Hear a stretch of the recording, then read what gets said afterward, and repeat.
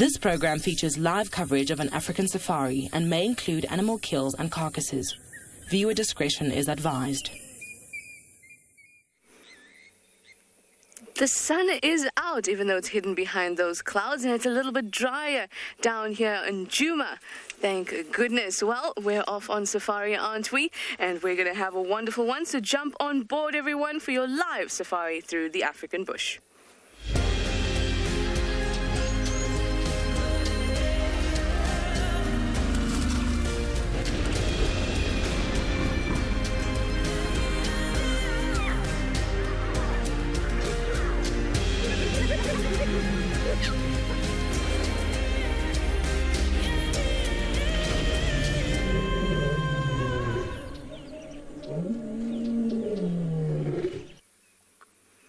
Good morning, and welcome. Like I said, the sun is out, but there's still a bit of mist. It's a bit chilly. It's 14 degrees Celsius, 52 degrees Fahrenheit out here on Djuma Game Reserve. But I'm certainly happy. Hi, everyone. It's me, Trishal, and I've got BK on camera this morning. Yes, I do. And I would love to hear from you. We're going to do a bit of a reversing safari today, at least just for the first few seconds, so I can get into position. This is going to be new, as I will now speak to you from the back. You can chat to us using the hashtag WildEarth or the YouTube chat stream or Twitch, whatever you like, and ask us your questions, give us your comments. We'd love to hear from you, and this is not working, so here we go. It promises to be an exciting morning. Well, I feel that way about every morning. So I really hope it will be. Oh, look at some doves to say good morning to us. Hello, Cape Turtle doves. Franklin's is shouting good morning as well. And we have one of my favorites up in this marula tree.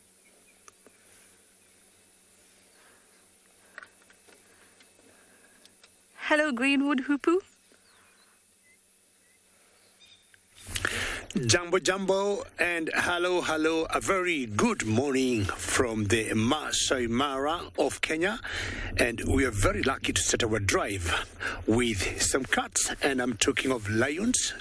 Look at that small little baby cub climbing that rock, an indication when her time comes and she is fully grown, she'll be doing very well. That's a young male there, and I'm saying a young male because you can see he got a bit of mane on his neck.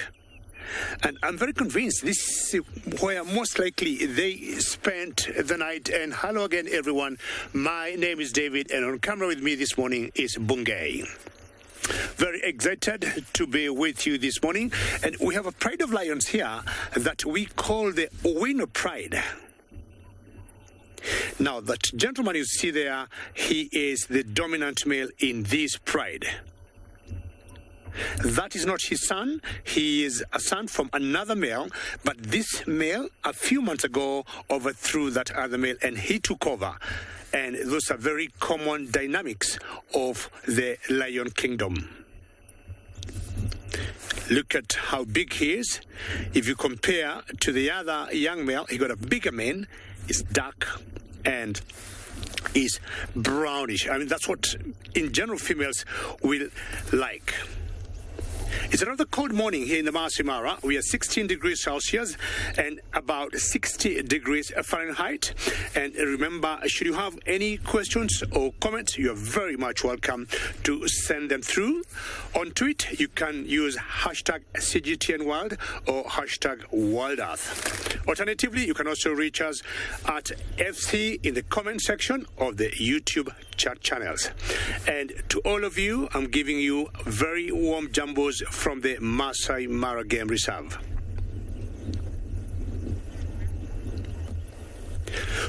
We'll try and find out what these lions will do, because 2 days ago they had 3 kills, and I do not think they made a kill last night. And you never know, from where they are, they have a very good view of the plains of the MAASAI Mara.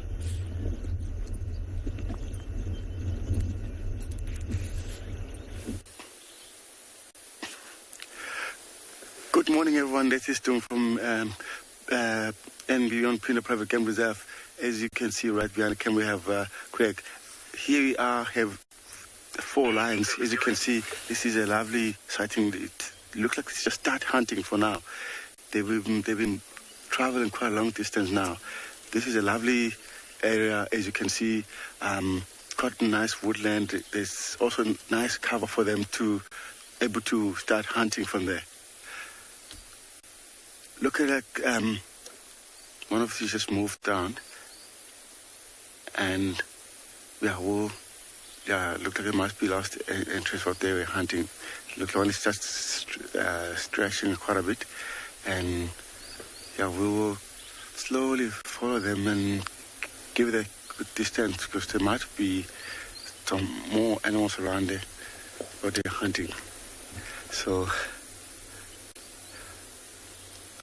look at that chopping a claw. It's one of the sawarats, and they've been traveling all by themselves for a couple of days now. I'm not sure where the mom is. She must be trying to find a mate or somewhere, because these guys, they were able to hunt by themselves. We were trying to follow them. As you can see, we're busy losing the visual, and hopefully they will find something there. All right. Okay, so guys, we're going to try to stay with them to follow, see if we can find them. As you can see, they're busy just around the corner. We don't want to lose them at all. As you can see, we're just getting more excited about that because they are on a hunt.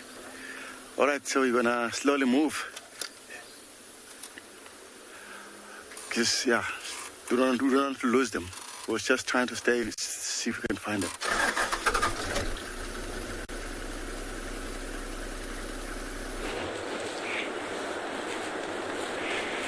Hello, good morning. We are at the Mara River, a different section of the river. Good morning, beautiful people. It's me again, Isaac, and on camera, as always, Big James. If there's any migration, mind you, this is a different crossing, much wider, shallower, and there's nobody at the moment. Only the residents of the river. We have hippos and crocodiles scattered wide and far. There's about few there.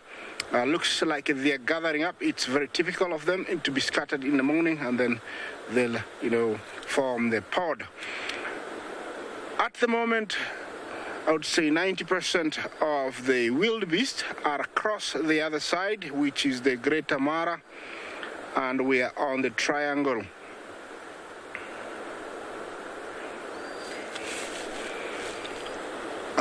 Yes, the migration is still on. Most of them are across. I'm expecting to start seeing them trickling from today to head back this way.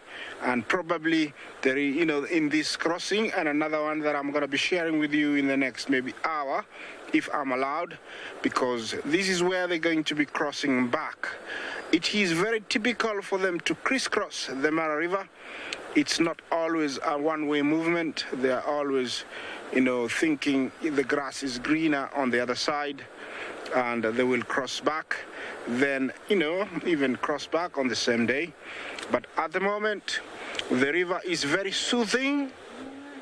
All the rapids, I don't know if you can hear that.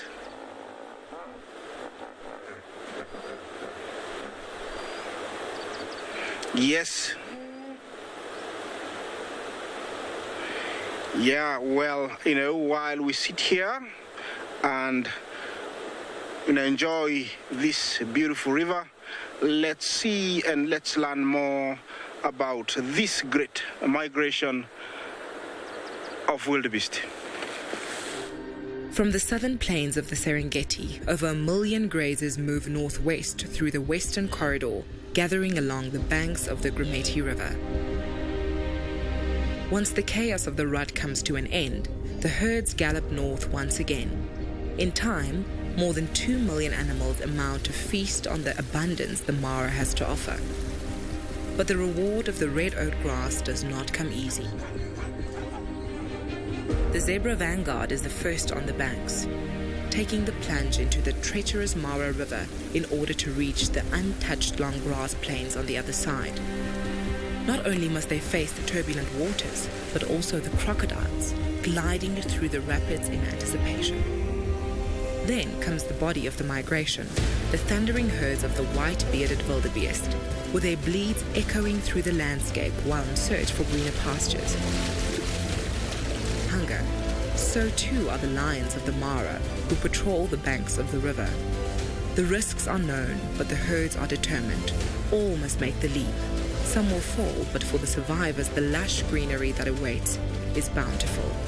And then, as is nature's way, it comes the time to cross the river again as they continue to follow the life-giving storms and nourishing plains.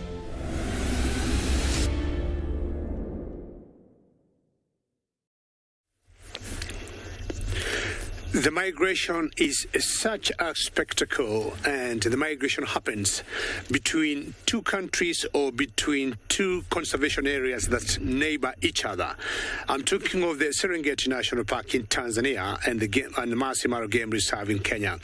And the cycle of migration is non-stop, and it goes round all the year. It pauses in the month of February for about 2 weeks, and it's in that period when these beasts will always drop the calves. And in a period of about 2 weeks, they drop about 500,000 to about 600,000 babies. And what you're seeing there, these are the plains they walk through. Now, the big boy have decided to wake up. So currently, the predators in the MAASAI Mara, I'm talking of lions, hyenas, wild dogs, have a party because this particular pride, 3 days ago, they brought down 3 wildebeest in a very small area of less than a half square kilometer. They ate 2, and the other one just stayed there, and they left it for the scavengers. So migration is quite big because not all the wildebeest will always make it crossing the river. If it's not the crocodiles in the water, it will be these lions.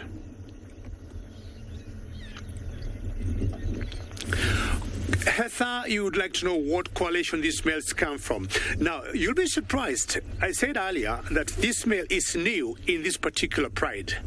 The males that were mating with this particular pride were called the Olololo males. I mean, the Kichwa Tembo males or the Mara Triangle males.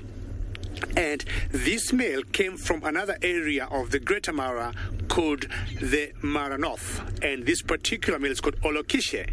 And what he did, he came and he pushed the 2 males from the Triangle boys that were mating with this particular pride. And currently, he is in charge.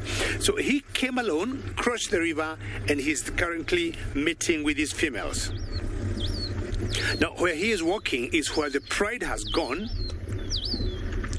Still rather chilly, and I would want to believe the females have pulled the cubs in there to give them a bit of warmth. So we'll also follow them up where they have gone and find out exactly what they could be doing under that huge rock.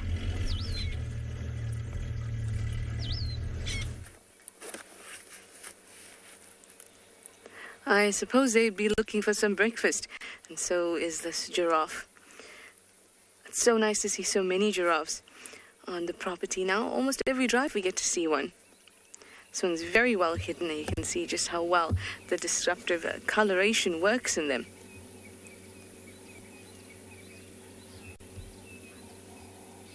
Actually seems to be eating bushveld saffron.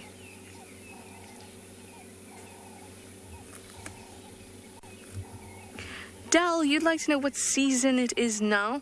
It is still winter, but spring is almost upon us. Almost. Just in a few weeks' time. But in terms of the environment, it seems that spring has turned over. See, we had some rain. It's not common for this time, but some early rain is always appreciated by the bush. Things are green-ish, but that's more a result of a good wet season last year. And some plants are even flowering. So still a little bit chilly, but the air has changed, if that makes sense. It feels a little bit more humid, and that indicates that spring is coming.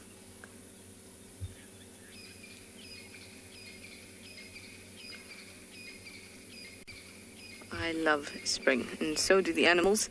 It's a time of birth. Everyone, the bush becomes alive, and the sounds are just amazing. Anyway, we're right actually near the hyena den, so I'm going to check it out and see if they're out and about.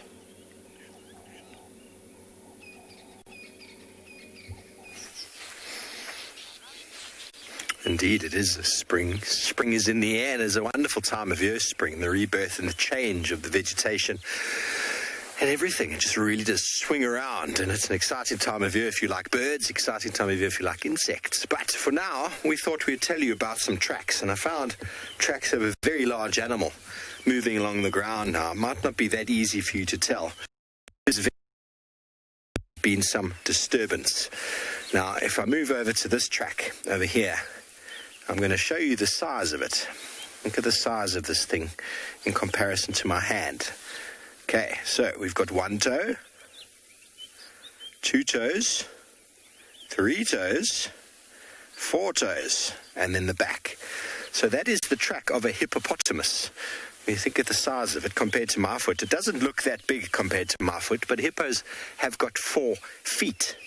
And this individual is going in that direction. Now, we have got a watering hole just behind us, direction where this hippo's come from. And this hippo's moving out. They do move at night time, going in search of food. And what I was trying to explain to you before about how we're going to see changes in the sand, you can see where the hippo has moved, how dark it is over here, and has pushed the sediment back. Look at the color of the soil over here. If I just scuff it. Okay, so now you can imagine a leopard. A few of you thought it was a lion. Well, to be honest, Theo thought it was a lion too when he first saw them, but they are quite deceptive, hippos, and sometimes when they walk, all you can really see is the inside or outside toe. The rest of it isn't that clear. But in the sand here after the rain, the sand is quite soft, and the hippos will make a lot more of an indentation. But what we're looking for is that of a leopard. Now, a leopard would walk on here and wouldn't leave much. So we're basically going to be looking for something like that, just a little scuff in the sand, and hopefully it will stand. For example, here is the track of a hyena in the sand. There's not too much to go by, but here is the outside toe, there's a nail over there. So there's not too much to go by in this sort of sediment. But what's important is when you find animals like hyenas walking, hippos walking, if those tracks are on top of a leopard track, then you know that it was much earlier. But if the leopard is on top of the hippos, there's a very good chance it was not that long ago.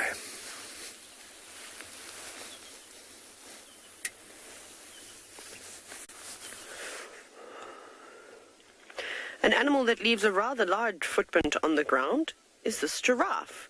But for now, he's just got his head right up in the trees and having some breakfast. It's a bit of a slow start here at PRIDELANDS for now, but I did just hear a hyena whooping close by. My name is Taylor McCurdy, and on camera with me today is Sebastian Rombi.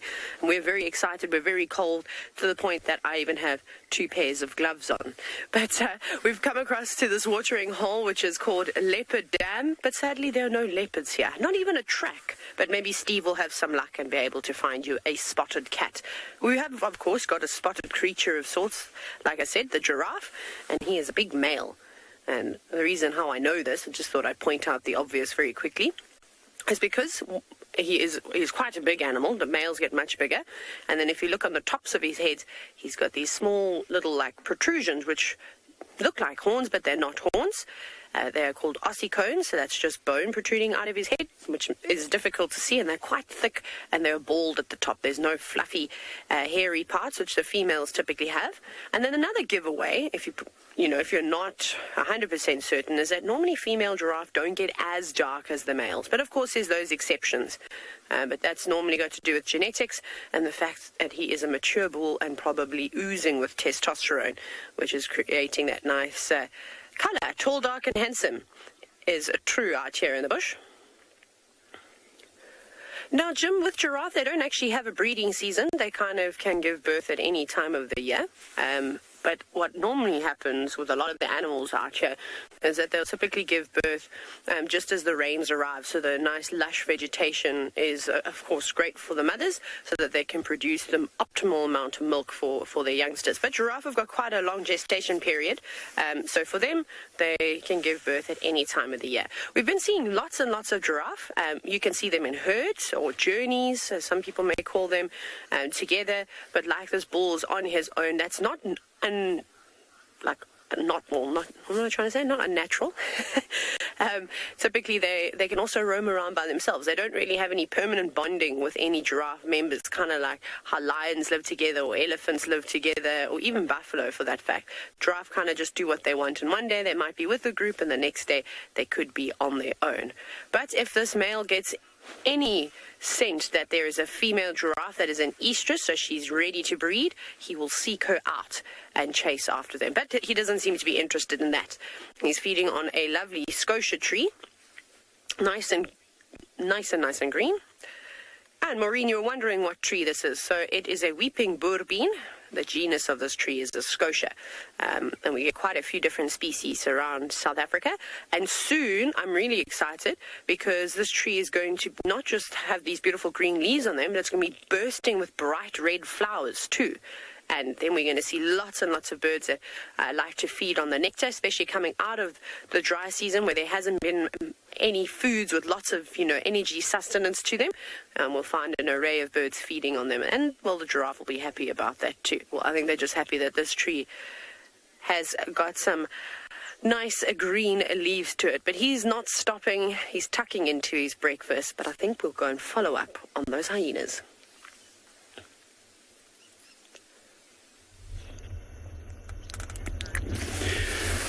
When the migration is not in the Mara, the predators, and I'm talking more so of the lions that we got here for you, will try and bring down big animals, including a giraffe. And sometimes they even dare to bring down buffaloes because that time around, the prey is limited. But again, as I said, from now going towards end of September or mid-October, they have plenty to eat and very easy food to get. And they'll be bringing down wildebeest, if not wildebeest, then zebras. Now, the grass you see on your screen there is called the red oat grass, and this is what mainly brings the wildebeest in the MAASAI Mara. Animals, and more so the wildebeest, will migrate ideally for two reasons. Number one, breeding or because of feeding. And once they exhaust all what they got in Serengeti National Park in Tanzania, they'll come to the MAASAI Mara to eat the grass after our long rains from the months of March coming to June. Now, this pride has 4 females, and one of the females have a young cub, and another female have 2 younger cubs in that, which were playing a little bit earlier. But at the moment, I think it's still rather cold, and that's why you see all of them, or rather the male is more tucked there having a nap. Did you hear me? He has to be wary once in a while. Because of the wind blowing, sometimes they pick like it's a movement of something, and the male has to be wary of maybe other males which might come and take over, because he is about, since May is when he took over this pride. So it's another 5 months since he took over. He has to be very careful because the lion's dynamics are once in a while the males will change the coalitions depending on their age and depending on their numbers. Females tend to remain the same. Gina, you're saying he got such a big belly, and this is from the kill they made 3 days ago. They had lots of food to eat, and I think to me he looks very prime. If you compare to the other males here that we're calling the triangle boys, he looks a lot better than them, and maybe no wonder it was very easy for him to overthrow them. I do not know for how long he'll be in charge of this particular pride, because those males, the 2 that he overthrew, might go regroup, have more energy, and then come over and also show him the door.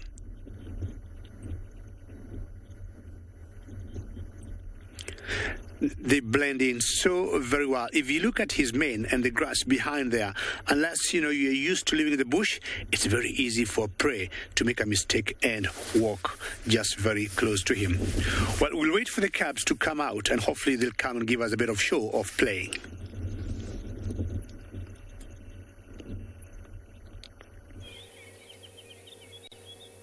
I'm also waiting for some cubs to come out to give us a little bit of play too. I'm here at the den, and we've got 4 hyenas around. There in the distance you see Ribbon and Swazi. There's somebody else on the right that is obviously very difficult to identify. Well hidden, and Corky is in front here, looking like a seal, I think. Look at her whiskers.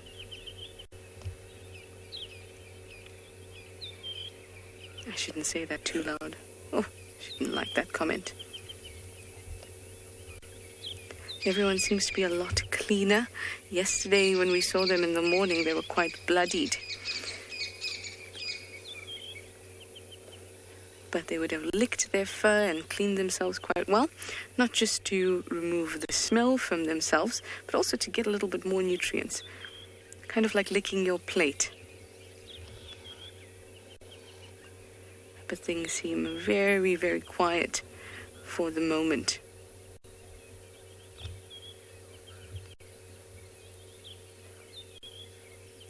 They're just relaxing.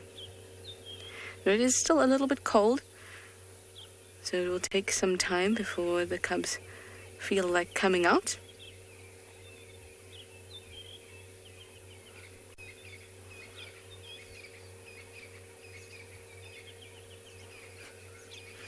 Chris, you say that you're glad that Corky allows Ribbon at the communal den. Absolutely. But that is the point of a communal den.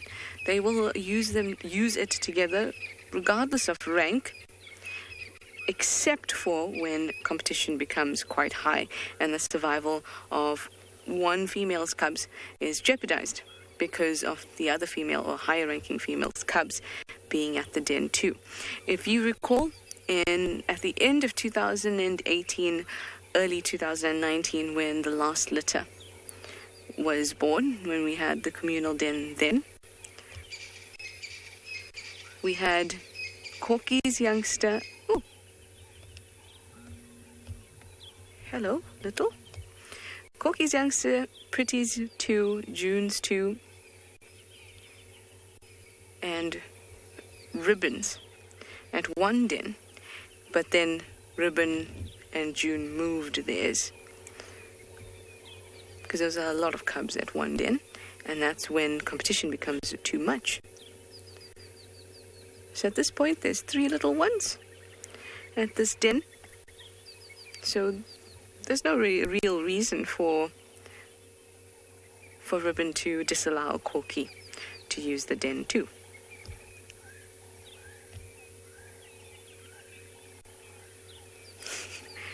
Hello, you two mischief makers. Good morning, you're finally up.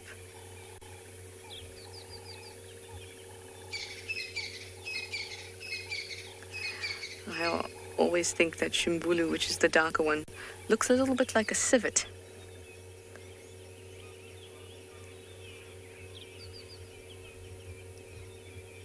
With these dark patches on his face.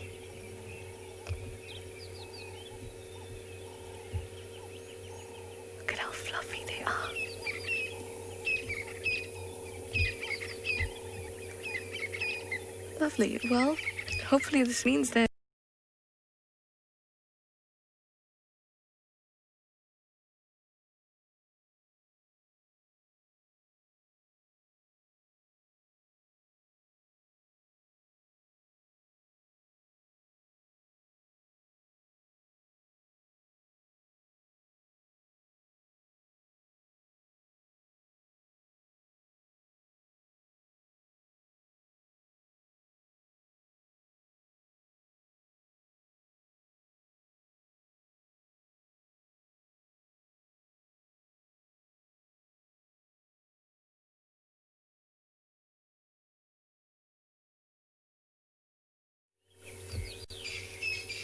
Sorry about that, guys, but you're back here, and the cubs have done a bit of stretching, a bit of yawning.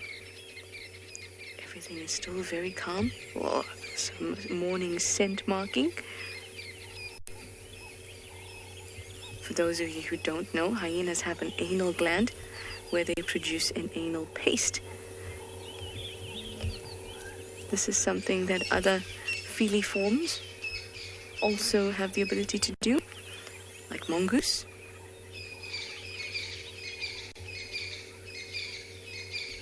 And when they go over a stalk like that,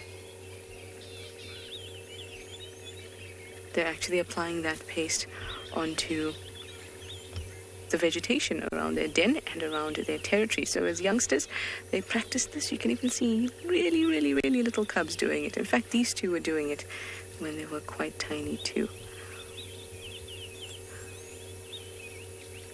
Interesting to watch how they behave. And Corky is close to them. You can see they're receding a little bit, going forward and then back, a little unsure.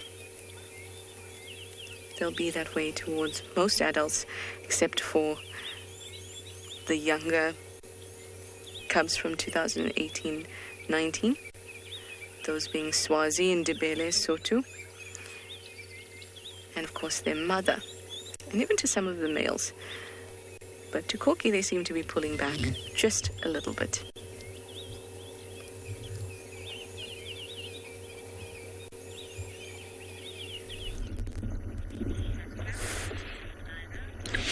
Well, talking of hyena cubs, now let's talk of lion cubs. That, to me, is a magical setting. You can cater to those cubs. Go on top of that rock in that green bush and rest there, and you take your pictures. If that could be a possibility, I would want to do that.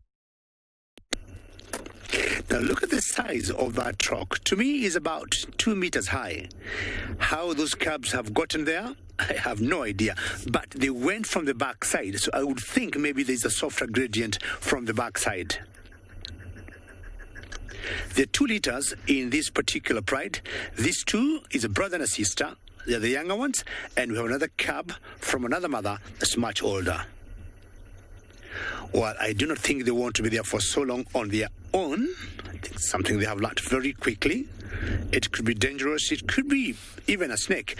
We have seen large snakes like the pythons going for them, and other snakes that may not, oops, keep trying again. Other snakes may not, kill them and eat them like black mambas or cobras. Out of not understanding what animals these ones are, we have seen those snakes biting them, and these cubs have died. We'll always once in a while, unfortunately, bump into a dead cub in the wilderness and wonder what might have happened. But more often than not, we have found out they will die from snake bites. Now, either they're playing behind that rock, but if they're going to give us a small little commercial break, we'll go back to either the big boy, who is still in the same position, enjoying the view. Where we are at the very base of an escarpment called Ololol Escarpment, and from where he is, he can see the plains very well. And I think the whole idea of them coming up here is to scan for prey, either later in the day or maybe even this morning. We'll wait a few more minutes and see whether those cubs will come up again and give us another play.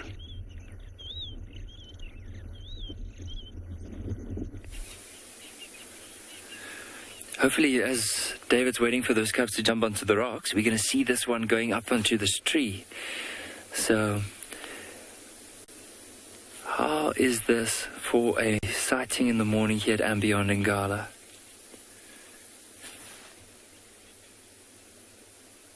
You can see there's a branch that just fell right in the center of where that lioness has climbed on. But, so I'm Nikki, going to be your ranger for this morning, and with me on the camera is Gert. So just heading back to these lines. Now, this was the same lines that we saw yesterday when it started to rain. And you can see now, after a bit of rain, it's very clear. It's such a beautiful morning. Like, there's all these different smells up in the air. And also smells like there could have been wild dogs that moved past this area. There's a very distinctive smell around. But look how this lion is like maneuvering herself onto that tree.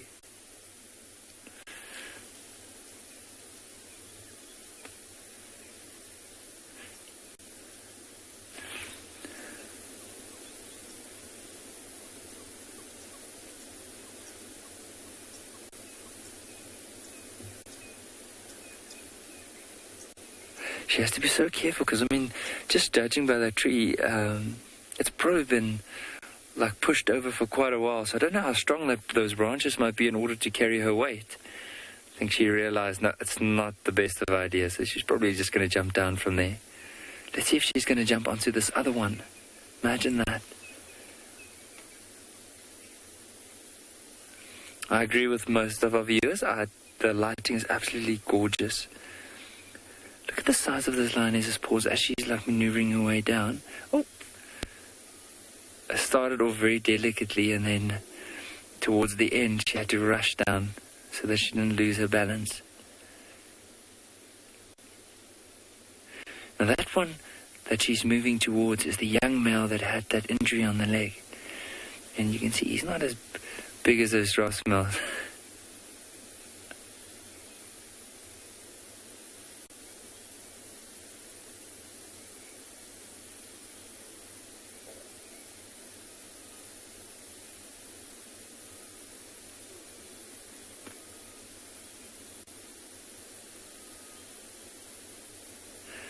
But it's crazy to see the difference in size.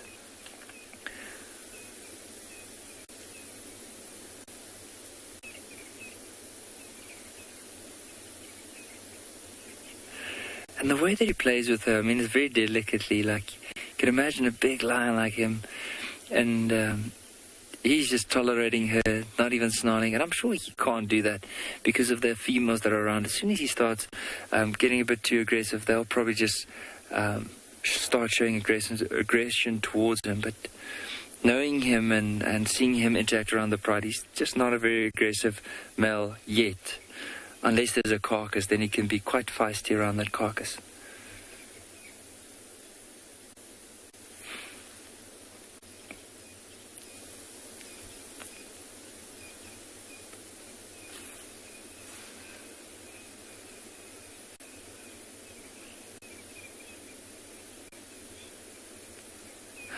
Lauren, he is getting a nice mane. And imagine now, let's say in 2 or 3 years' time, how impressive it's going to be.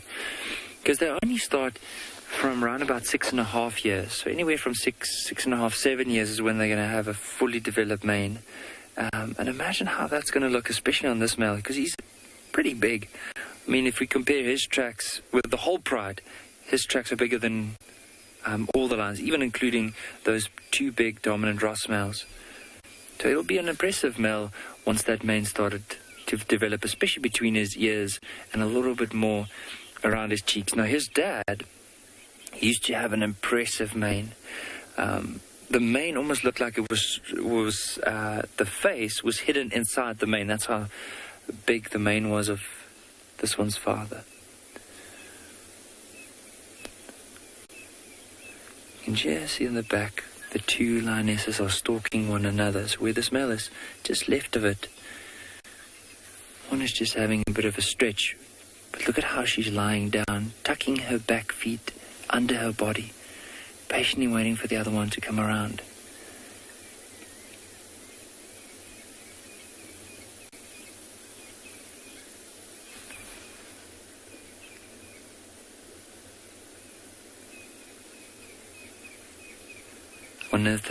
It was that smaller one that was up in the tree that moved around, and so this is one of the other bigger females.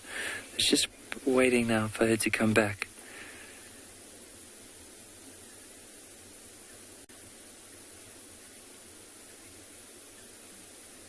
I can just hear a lioness. It sounds like a contact call. Oh, look at that one. Here she's coming.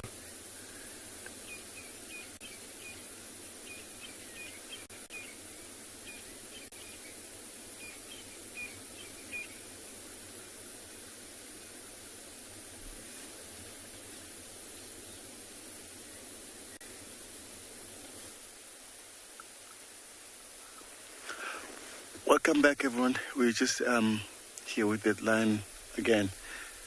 He's just gone stationary at the moment. The rest of them, they are further up. If we listen carefully, you can hear a male lion from miles away. If you can see him, he's lifting his head. He's listening. My lion is calling miles away. I'm not sure if the guy's going to be able to hear that, but it's quite far away. Yeah, that's why now he's looking, because he's behaving like a dominant male. As you can see, he's just lying down. The rest of the female hunting ahead of him. Whatever happened now, if they do catch something, he will come behave exactly like a dominant male and take over whatever they got if it's something small. A lovely spots here, the way they are. It looks like he might gets up and follow the rest, but it looks like he's not too sure what to do now, because you just hear the big male calling exactly the same direction where the other's heading to. But I know he's far from here. Off he goes. Here he goes. He's going to follow the rest of the 3 young female as well. They're just busy hunting ahead of him.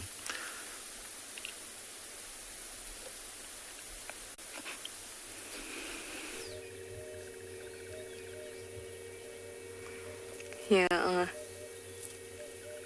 these two, and everybody seems to be out and about.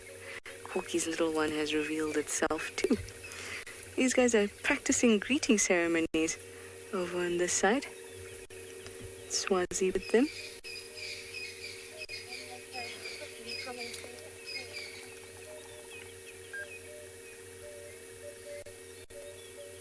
Oh, in the morning they're so quiet.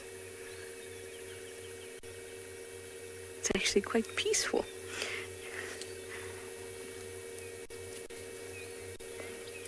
I also enjoy the craziness too, though. Corky's little cub has its head up. Hello, Special.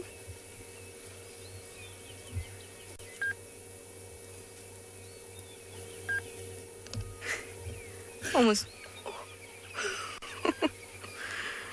Mum sneezed and...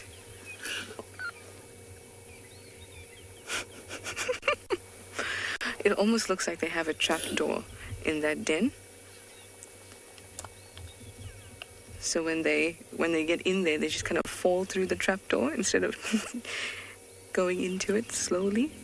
Just pop. Trapdoor opens.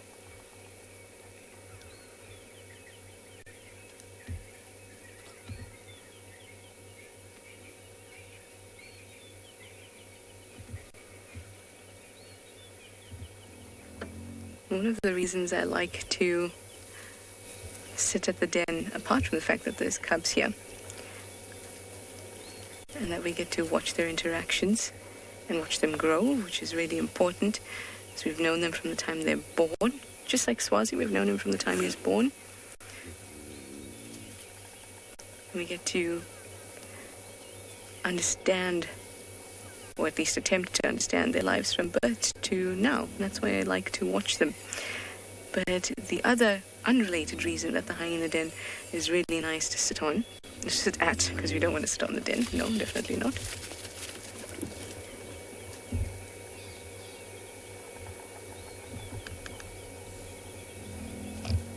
Just want to watch this.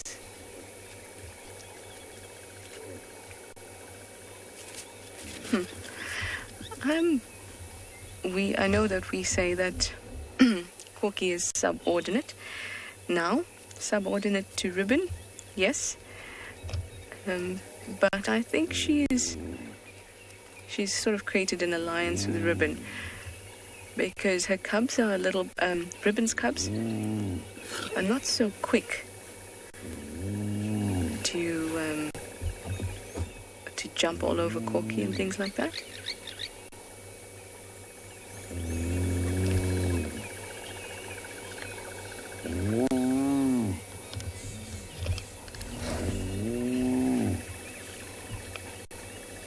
Swazi making that sound?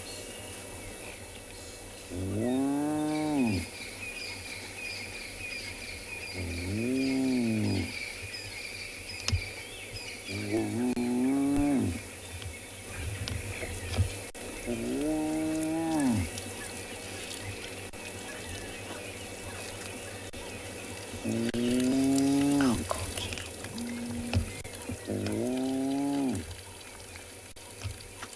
That is Corky peeing into the den.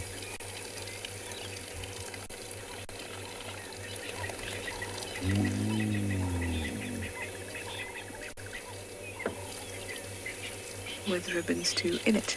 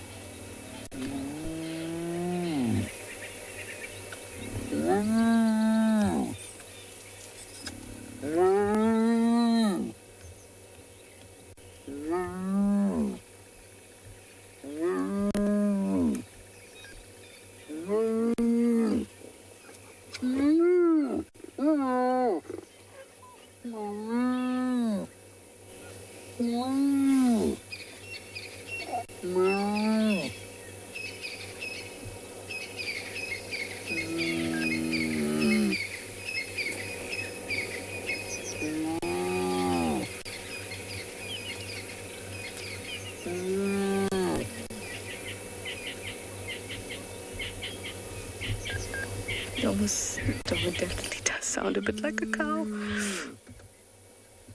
See, it's getting the little one excited. It almost looks as if Swazi is trying to call Ribbons 2 out.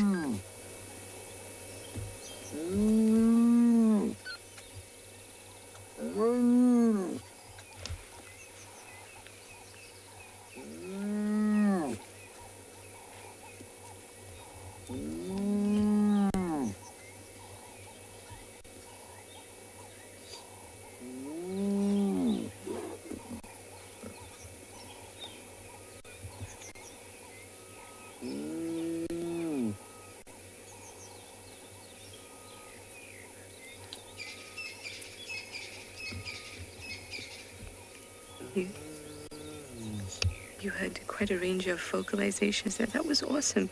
Went from quite soft. Interestingly, Swazi was sniffing around where Corky was lying down. And earlier when Corky was there, Swazi actually came over and started to investigate her teats.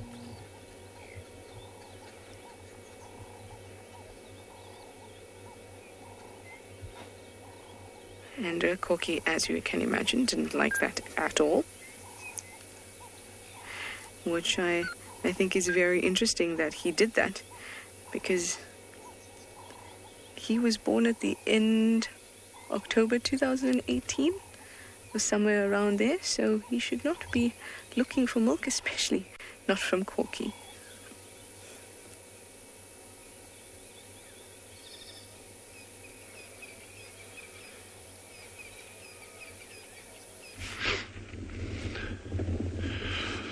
Good morning, everyone, from a beautiful day out here at TSWALU Kalahari.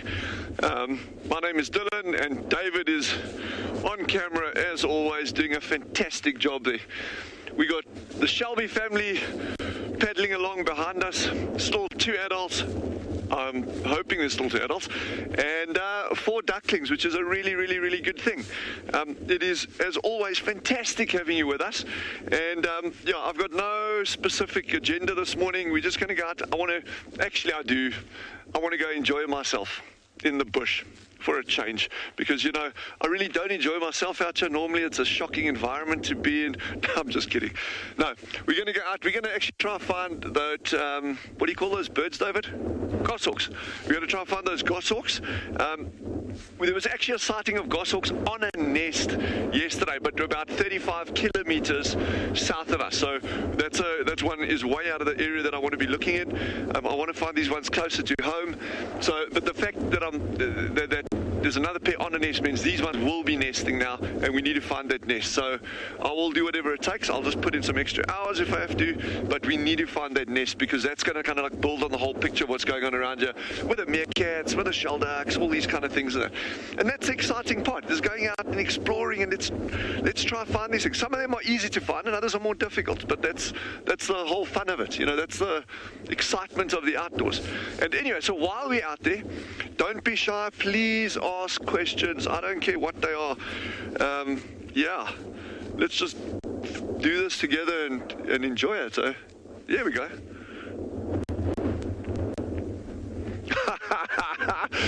Andrew, I'm not falling for that.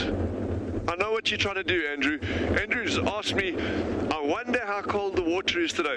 I will not be sucking into that. Okay, I can tell you now that water is cold, but I'm not going to test it. You know, go to your fridge and take out a jug of water and pour it on your head, Andrew. That's how cold this water is. No. But anyway, so while we're here, look at this beautiful stone flake I've got over here. Let me put it down over here. You can actually see it really nicely over there. And there's another one. Two lovely, these will be what we call MSA, middle Stone Age to late Stone Age. LSA, MSA stone flakes. But the amazing thing about these stones, both of them, and there's a whole lot of reasons why I say they're actual tools and that, is that this is a rock type called jasperite. You find it in banded ironstone formations. Neither of these stones originate from SWALU.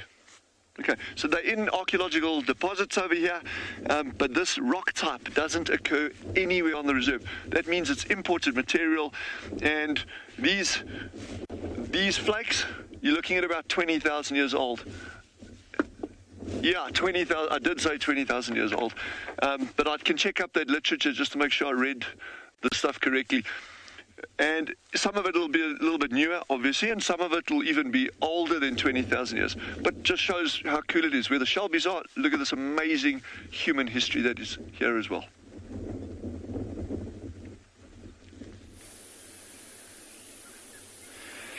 So these lines are starting to get a little bit more playful. Like, look at this femur, how she's going to just sit on this one's head. Now, earlier on, the ones at the back were moving, and that grabbed this one's attention. So now she's deciding to go and climb the tree. Now she's slightly bigger than the one we saw earlier trying to climb the tree. So let's see how high she'll go up before she eventually realizes that probably the branch off to the left won't be able to hold her weight. Very quickly off. And chances are she might just start stalking one of the siblings. Just look at her behavior. See her shoulder blades as she's tilting her head down.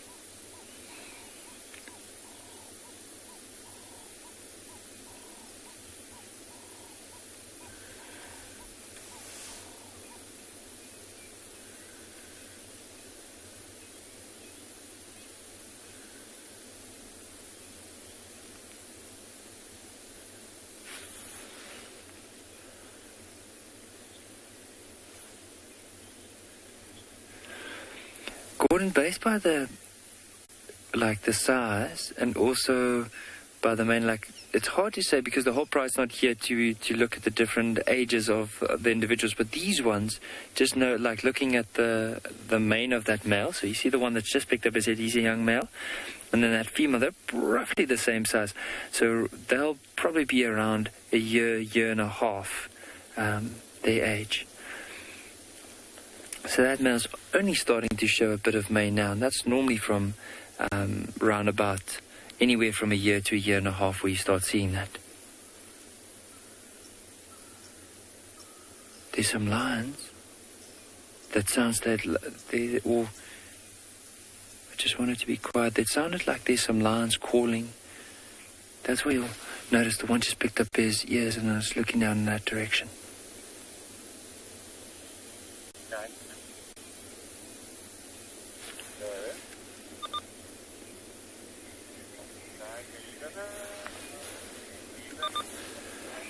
can also hear some Franklin's alarm calling. That might be the rest of the pride that's on their way to come and join up again.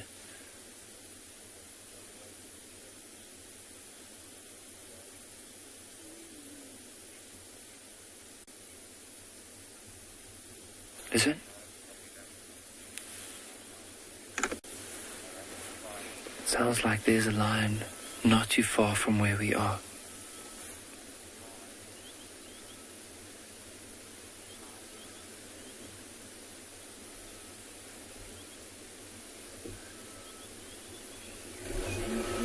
So what I want to do is, we can't hear it properly from where we're sitting now. It's just this distance. Almost, it sounds like a contact call. Just a little bit of a oof, oof, oof. So we'll spend some more time here, and then maybe afterwards we'll go and have a look and see where that noise came from. But look at those two off to the right again, how they just in a very playful mood this morning.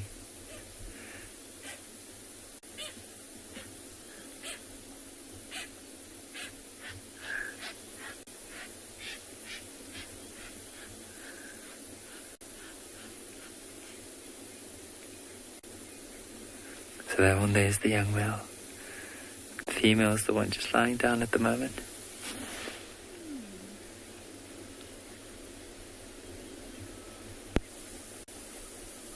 The lighting is just so beautiful. Even look at this male that's right closer to us here. Just notice the color of the sun on his mane. But also if you look at his pad, or not his pad, more of his, if you look at his front paw, notice those little black markings. So that's where the claws are tucked in. It's only once he stretches, or possibly even when he hunts, that's when he'll use it. But otherwise, it's all tucked in there, keeping it sharp and until he needs to use it. But just look at that.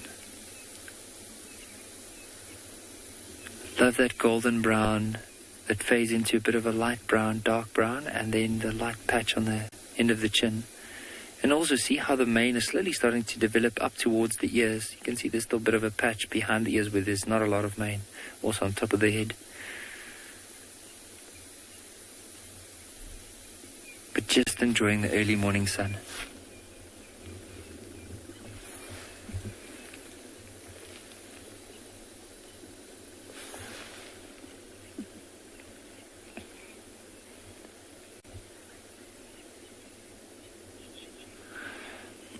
Miguel, with the lions, it depends on from one pride to another, and I mean, there's no clear age at when they would be able to join. However, what I've noticed, especially, just have a look at how these two are having a bit of a tussle.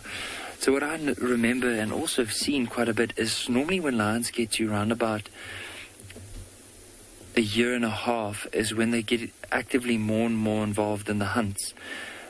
The females tend to start hunting or are involved more in the hunts when they get to around about 2 years, maybe even 2.5 years. But it all depends. I mean, I've seen some prides where that's the case, but I've also seen prides where sometimes the youngsters would move into an open area, the animals would alarm call at the youngsters, and then the adults will then move around and ambush them from the back. So then, technically, they are part of the hunt because they are the ones that causes the distraction.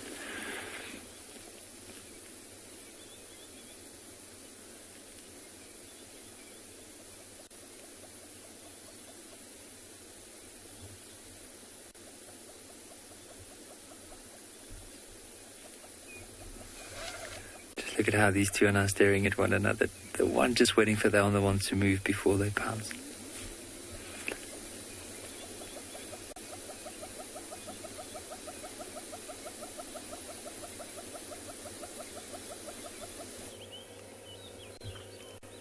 Corky has now plugged the den. But the little ones are trying to squeeze out from behind her. I was talking about the relationship between Corky and Ribbon, which I feel is closer than we might have expected. I wonder if she might actually be next in charge.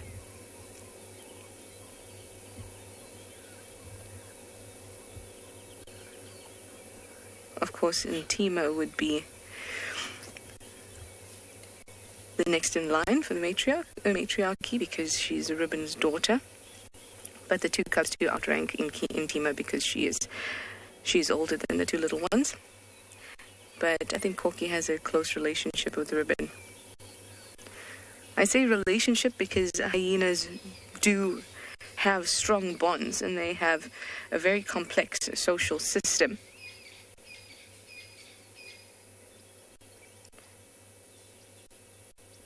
And a well-developed brain.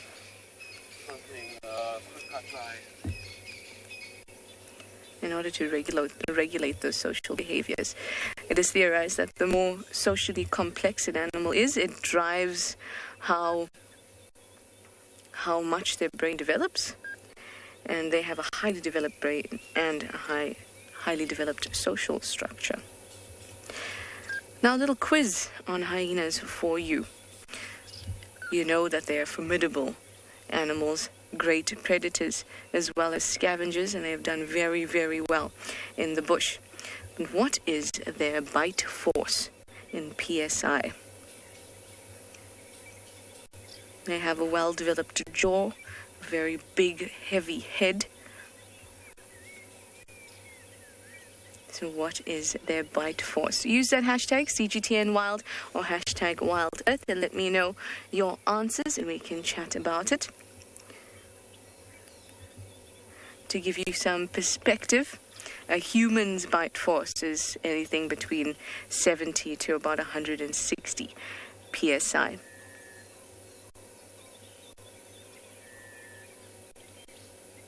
So let me know.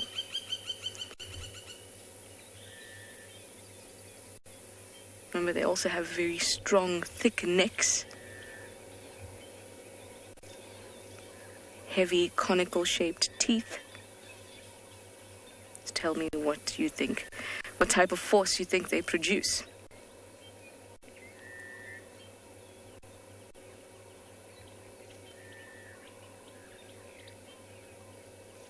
That well-developed structure of the skull, the neck, and the jaws takes a while to develop. So these little cubs will definitely not have the type of bite force that this adult corky does.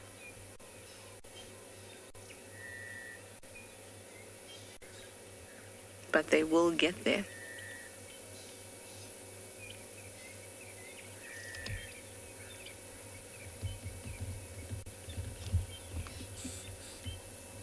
I think I might stick around here for another segment. And if the cub comes out, then I'll stay around some more. But I think they might actually have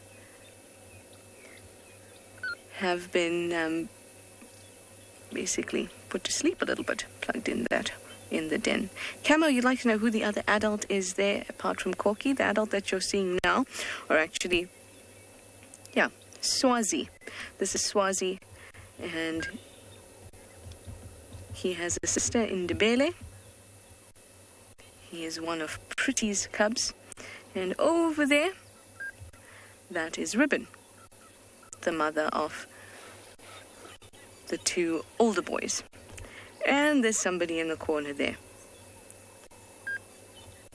who's shying away from the camera.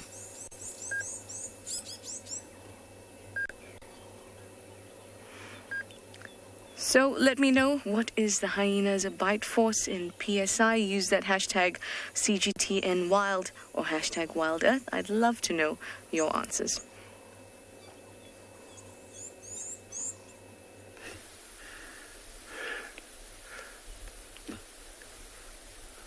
Okay.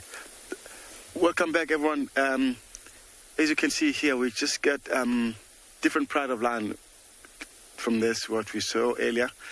As you can see here, we have 3 Sabarat males, plus a lioness with 2 cubs at the back, and lovely to see these cubs together with the pride. I haven't seen this cubs with the other lions like this. This is a lovely sighting there. We heard audio of a male lion earlier when we were with a different pride, so we were following the male lion. Suddenly just bumped to these ones, which is amazing to see.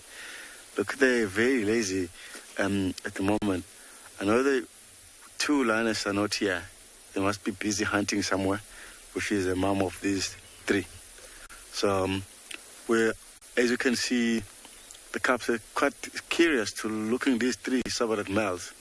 And then you can see the way they looks like a little bit more like confused. Who are these? But yeah, it looks like they're gonna work nicely together. It's a lovely morning, as you can see, a beautiful sunlight. And then look at that cubs. Look very curious. Look like, what are you? Who are you? And also, if you take a look closer at these cubs, you can see there's a bit more fluffy hair comparing to these other lines. Like a cute face. Wow. Yeah, look at that. It's so amazing sight, and I like these little cubs.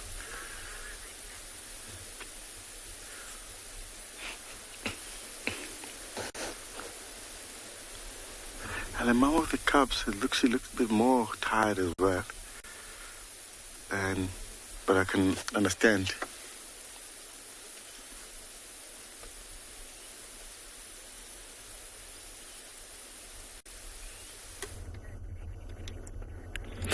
Now, our cubs are very active this morning, and what they have done, they have walked about 100 meters to a new location, and this, to me, could be their resting den for the better part of the day. There's a nice rock there that would shield them from any wind, and a very good tree that would give them some very good shade. Now, the bigger tree to the left in the video of the screen now, there's a small well there that I have always known, or rather a spring that has water all around the year. So what they have done, they have taken such a strategic position for the day, shade themselves, and maybe have a drink should they need to.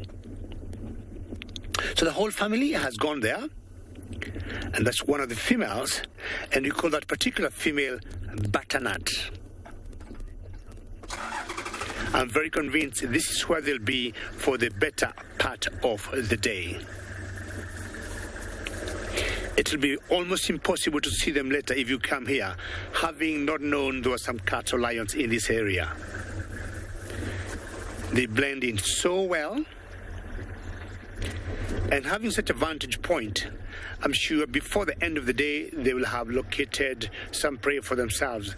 And the only prey I would think they would hunt later will be a wildebeest, because behind us, we got quite a good number of wildebeests. Just notice how they blend in very well. Yeah?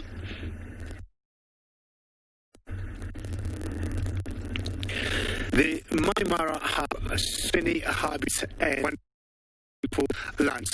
Let's learn more of that.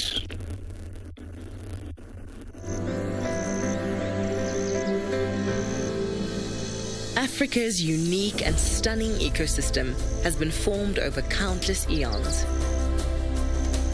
The Masai Mara lies in the fertile space between the Great Rift and Western Valleys. Violent tectonic upheaval and volcanic deposits have created a fertile paradise. The soils support nutritious grasslands and savanna, which nourishes an abundance of animals. The highlight of the year is the arrival of the Great Wildebeest Migration.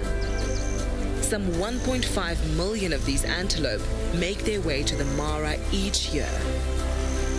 They risk the crocodiles lurking in the river to reach the rich red oat grass on the other side. Djuma in South Africa's Greater Kruger is even more ancient than the Mara. Its sandy soils support a variety of woodland habitats, made famous by one of the most elusive of cats, the leopard. Its thickets and clearings are also home to Africa's smaller creatures. Each plays a valuable role in this magical South African ecosystem. The colors, textures, smells, and sounds of the Mara and Greater Kruger are equally beautiful but exquisitely unique.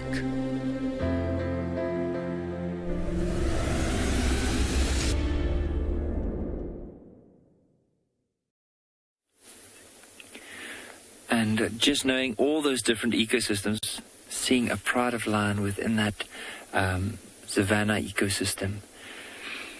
Now, we're just having a look at this young female that's just decided to come move away and lie down by herself.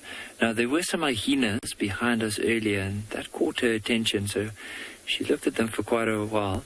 I can actually see the one hyena now. What I might just do is, because of the angle at which we are looking at this hyena, I'm just going to, so just bear with me, I'm just going to quickly start the vehicle and just swing around.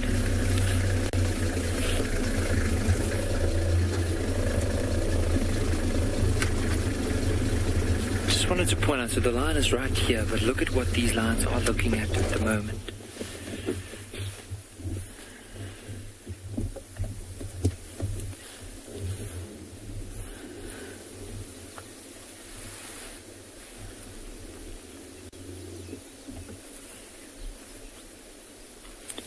So there's a spotted hyena that this young female was looking at the whole time. Like, she's not too fussed about him, but she doesn't feel too safe with him being around, especially if there's more than one. So she's just gotten up, and she might just move closer towards where the rest of the pride is. Yeah, she just decided to move on.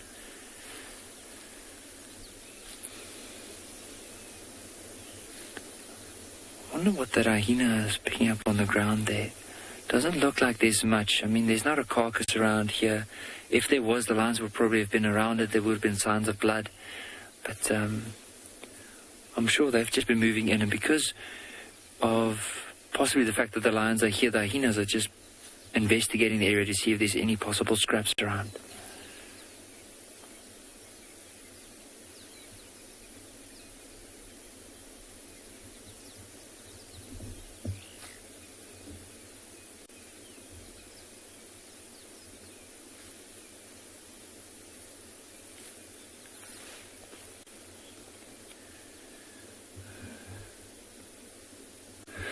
But with the lions, believe it or not, so the other day, when I say the other day, it was a week ago, we were sitting with the pride of lions, and they started roaring. Now, of course, the bigger ones have that very deep, like, as they roar.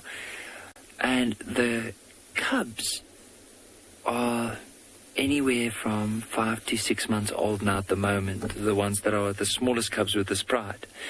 And once the lions started roaring, the little cubs joined in. But they, of course, their vocal cords will only really start sounding like an impressive lion once they get to 7 months or maybe even further on, 8, 9 months. But so when that the pride started roaring, all you could hear was these like, oh, oh. So they joined in from a very young age. Unfortunately, they didn't sound like a massive, impressive male, but it's the effort that counts. I just want to reposition the vehicle again so we can have another glimpse of the pride.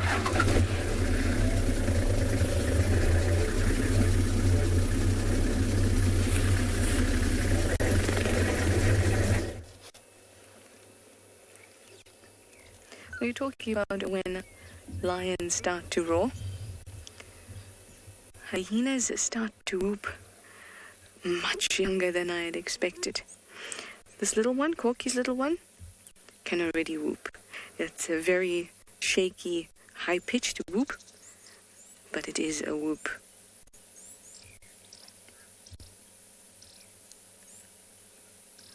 There's a lot of birds around the den at the moment.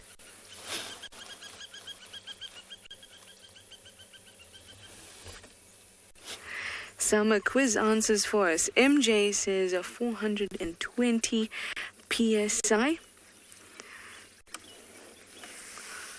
That's closer to what a lion's bite force is.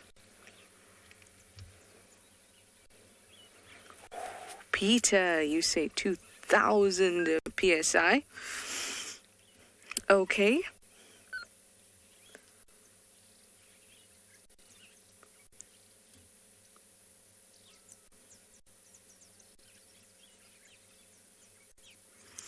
Chris says 1,100 PSI. Chris, congratulations. You have gotten the Bite Force Challenge. You are the winner. It is 1,100 PSI.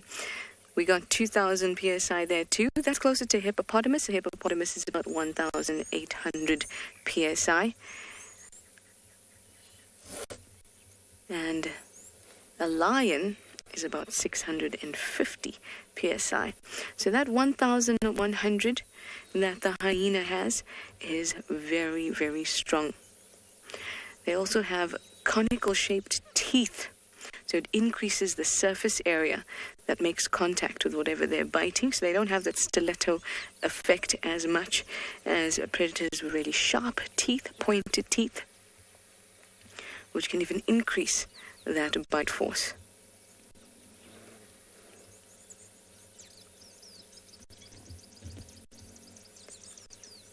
This little one has just come out again.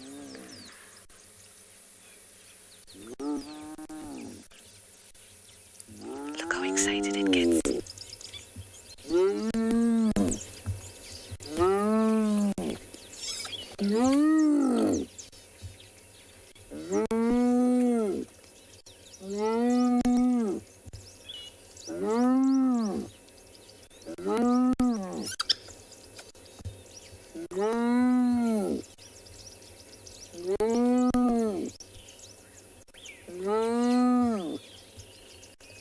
Sounds like Swazi saying no.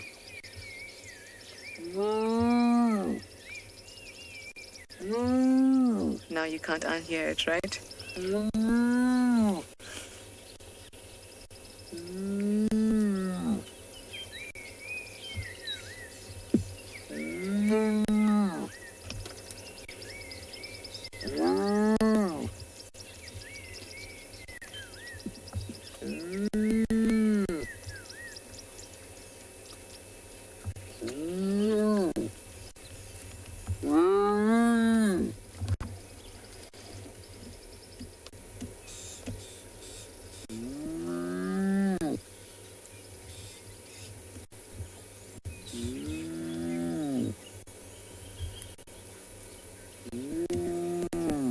The sounds of the den are great and complex. So good to listen to it. The Swazi is quite a playful hyena. He always plays with Ribbon's two sons. I wonder if he's just trying to play with this little one. It's excited but a little bit nervous. This little one's pseudopenis or penis is erect at the moment, but it's just so difficult to see whether it's male or female because it's so small.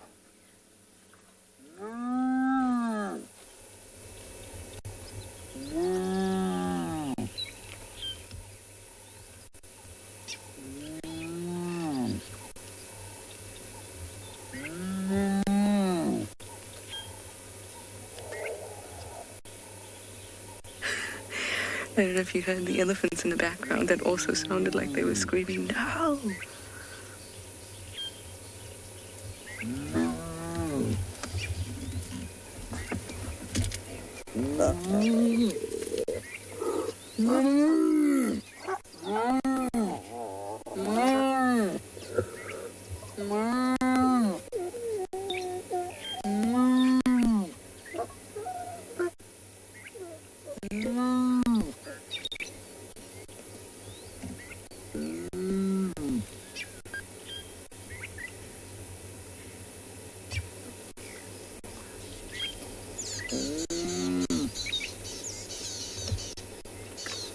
See, Corky had her ears pulled back and her mouth open.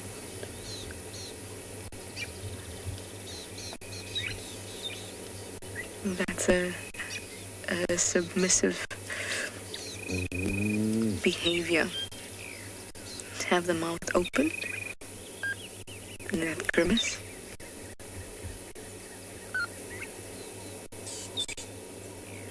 Also rather nervous behavior.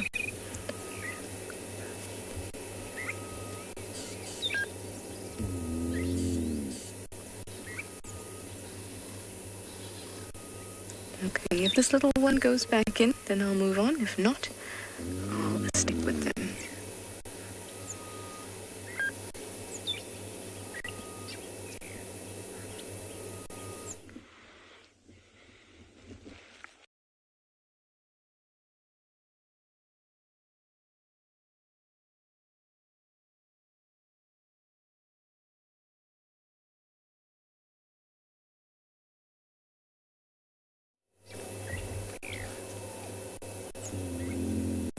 Sorry, guys, I'm sure we'll get them back in no time. The sights and sounds and the smells of the hyena den just assault your senses, but in a good way. Well, the smells not so much, but definitely the sounds, hearing all of them interact. And the sights.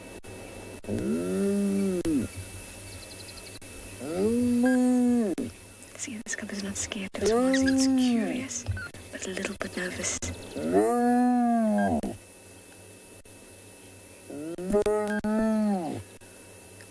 Amazing vocalizations.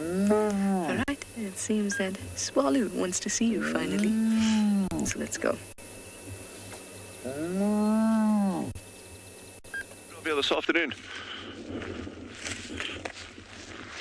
So, as you were saying, we've got a kill over here. This is a gabar goshawk that killed a dove over here, and you can see all the feathers on this branch, and you can actually see the blood on the branch as well. And that's a sure sign. If you can't figure out that this is a kill, then I don't know what.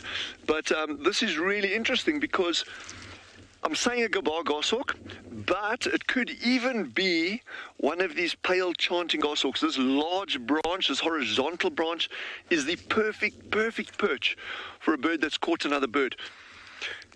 The likelihood of it being a gabar goshawk is actually greater because they are aerial predators on these little passerines, these perching birds there. So the chance is greater that it's probably a gabar goshawk.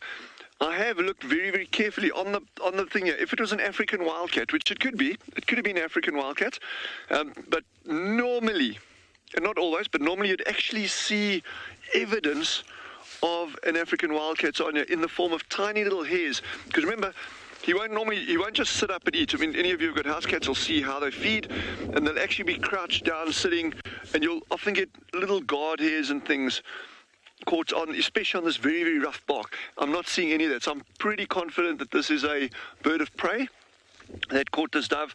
And just looking at the kind of the law of averages, it's probably more likely to have been a gabar goshawk rather than a pale chanting goshawk. But they'll also be nesting now. So the fact that this is here, this is great news. Now we just need to find the nest.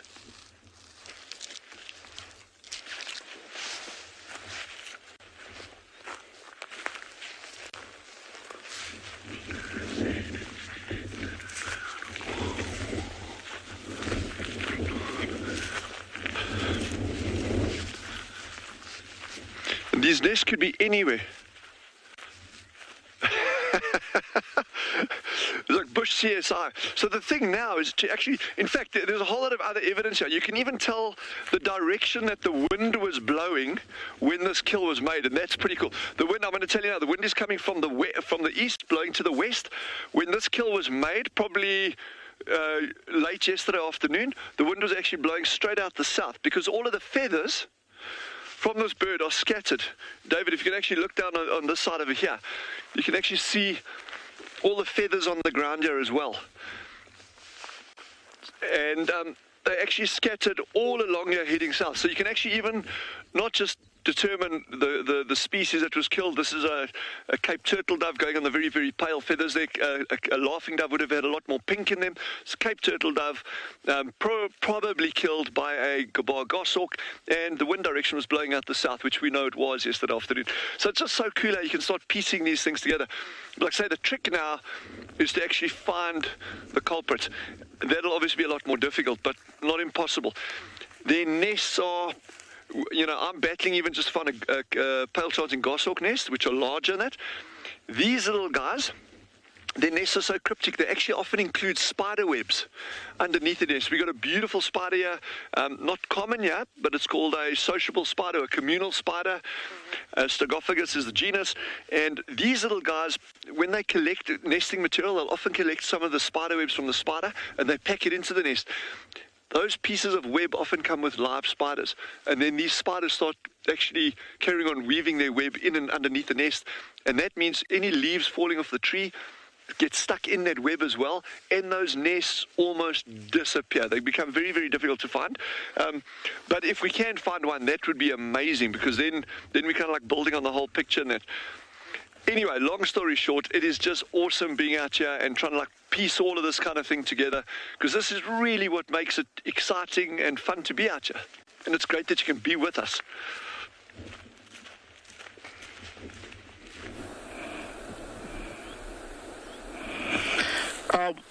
Hello, welcome once again. I'm still parked here along the banks of the beautiful and the one and only river, Mara River, in the Masai Mara. Remember, this is a river that runs through the Mara Game Reserve. It cuts through about 80 kilometers down to the Serengeti and then drains into Lake Victoria. It's got a length of over 200 kilometers all the way down to Lake Victoria. It starts at a source called Mau Escarpment at an elevation of about 3,000 meters and comes down, giving livelihood to very many animals that depend on water. The water color is always the same, never changing, never, getting clear.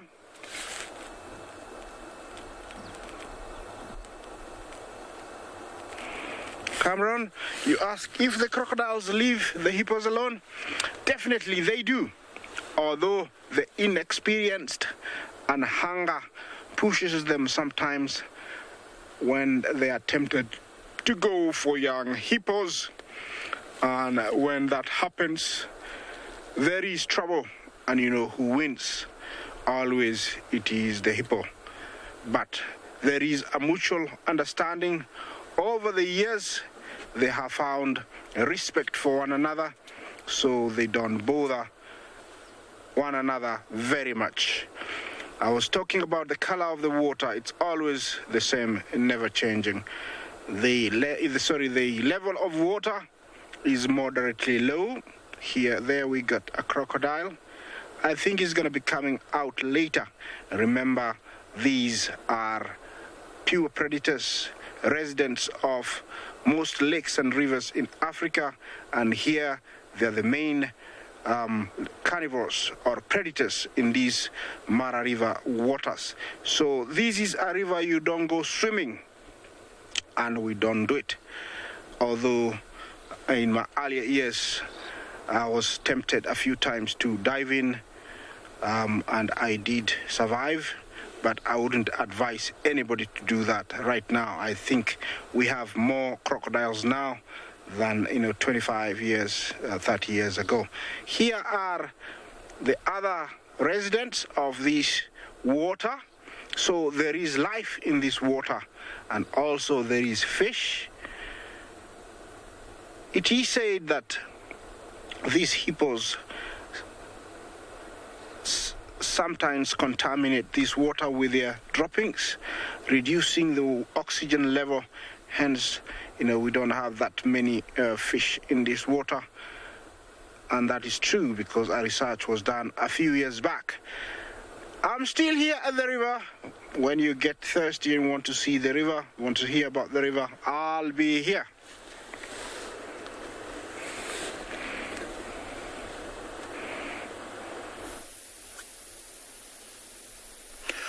Welcome back again, everyone. We are still here with a lovely sighting with the lions. As you can see, the cubs just like comes close to mom. Start suckling now.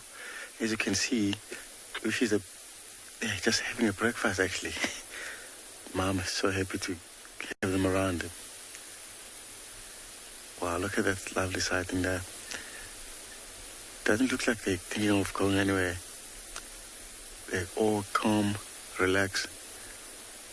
Because she's even scratching them, grooming them.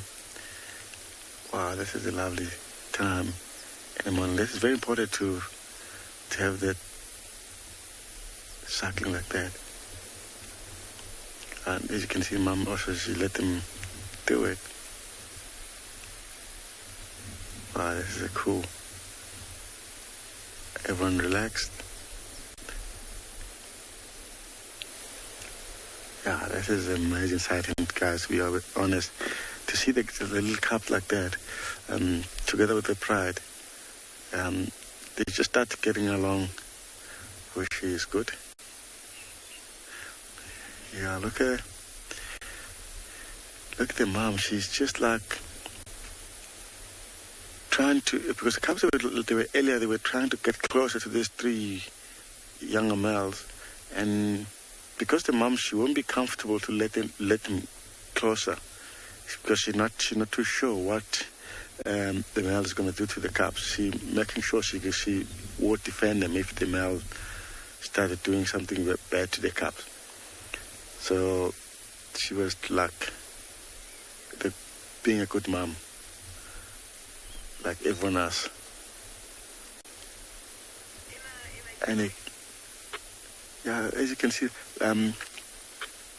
like far behind us, I'm sure you won't be able to see that, but there was some head of buffalo. I'm sure the lion, they haven't seen them yet. We'll just see here, we're just standing by here to see if the buffalo come around. But sometimes the buffalo herd, they will chase these lions. Especially the mom, she have to be more careful because she has small cubs. And I hope the buffalo, when they see them, they'll run away. Yeah, it looks like they're going to sit here and wait and see what's going to happen.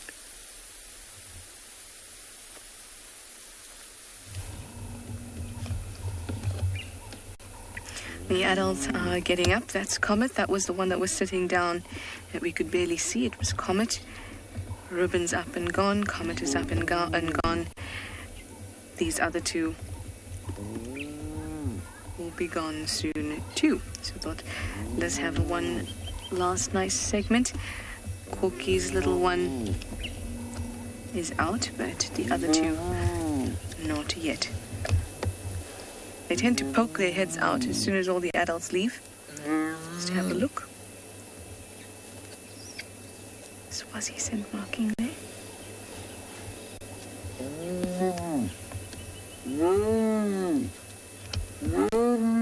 Janet, you'd like to know if this call has a specific meaning?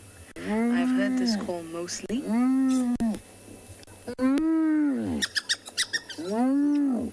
Mostly when they're trying to call each other.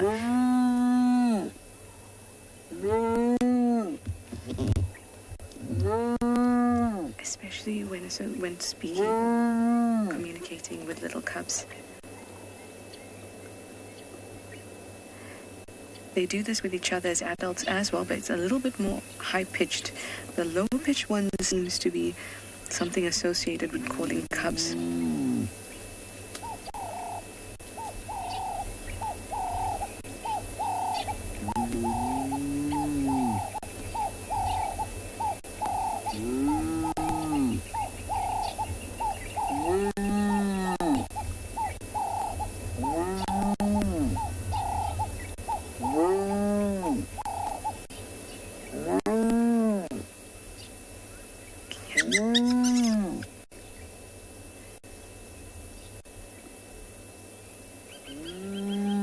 This is not a stressful interaction, even though the cub may seem a little bit scared. It's just a little bit nervous. It gets very excited when Swazi comes up to it. You can see it moves very quickly, kind of twitches.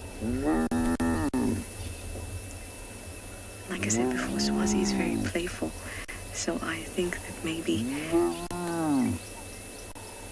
he just wants to get to know the cub.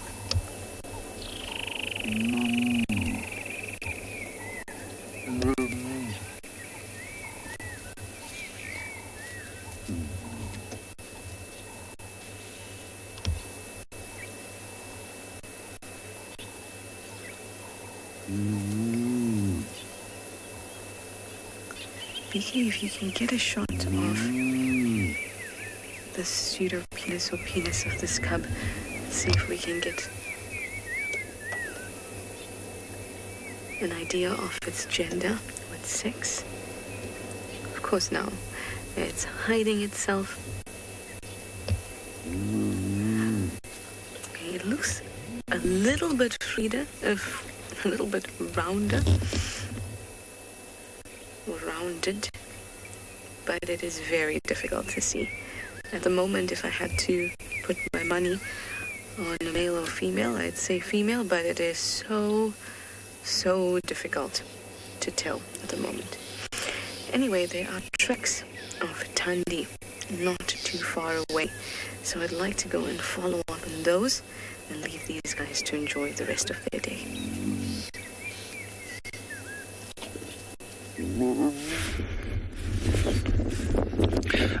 Good luck, Trishella, and hopefully you're going to catch up with the queen of that area, the leopardess Thandi. I left my lions once they climbed that huge rock, and I think they want to rest there, and I thought, well, I'll give you space, maybe we'll see you later in the afternoon. But let's look what we came into or found. A very majestic bull elephant there, just walking through the plains or the savannah of the MAASAI Mara. Earlier, you remember, we're looking at the geography of the MAASAI Mara, and we touched on this one very special habitat of this area. The wildebeest, as usual, as they migrate, sometimes a single file, as you can see there, but if you look carefully, there seem to be two files that are meeting there, one going one way and the other going the opposite direction. Nothing out of the ordinary. That's wildebeest for you. And amongst these herds of wildebeest, they usually have small tribes or small little clusters that are related. And depending on the decision they have made, like we guys are going this way, and the other herd will go the other way. And I'm very happy all of you are saying beautiful, and is such a sight.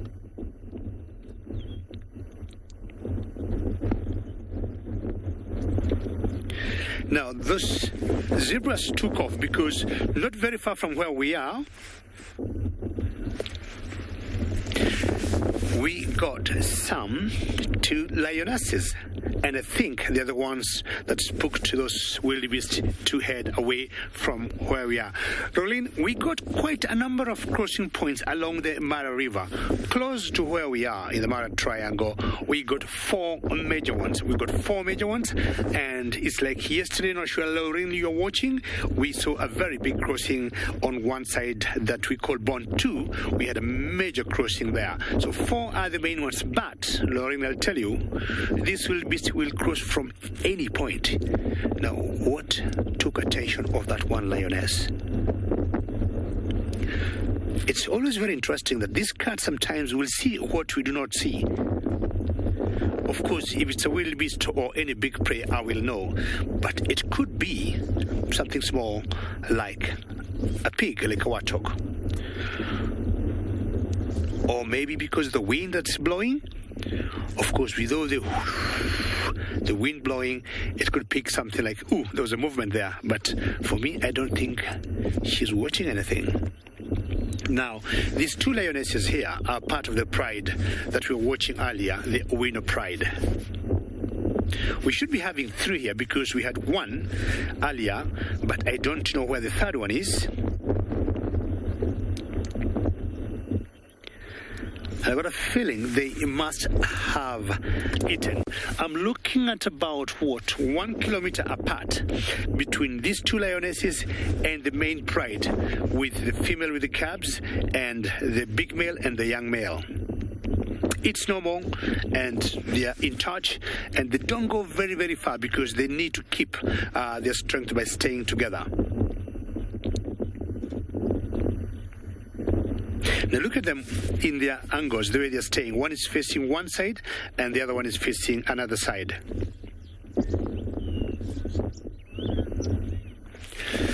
Lisa, how are you today? You'd like to know what part of the Mara we are in. We are in the Mara Triangle. The Mara is massive. The Mara is huge. The other side of the Mara, we call it the Greater Mara. And I'm sure, Lisa, you may be knowing why we call it the Mara Triangle. We call it the Mara Triangle because if you look the shape of a triangle, that's how the boundaries of this game reserve look like. One side of that triangle is the Olololo escarpment where we were before. The Mara River, where Isaac is, forms the other boundary that's although you can see there, and the other arm of the triangle is the boundary between Kenya and Tanzania, or the boundary between the MAASAI Mara Game Reserve and Serengeti National Park. That's how we end up by calling this area the Mara Triangle. In general, it's a huge area, both of them combined. Lisa, I'm talking about 1,500 square kilometers.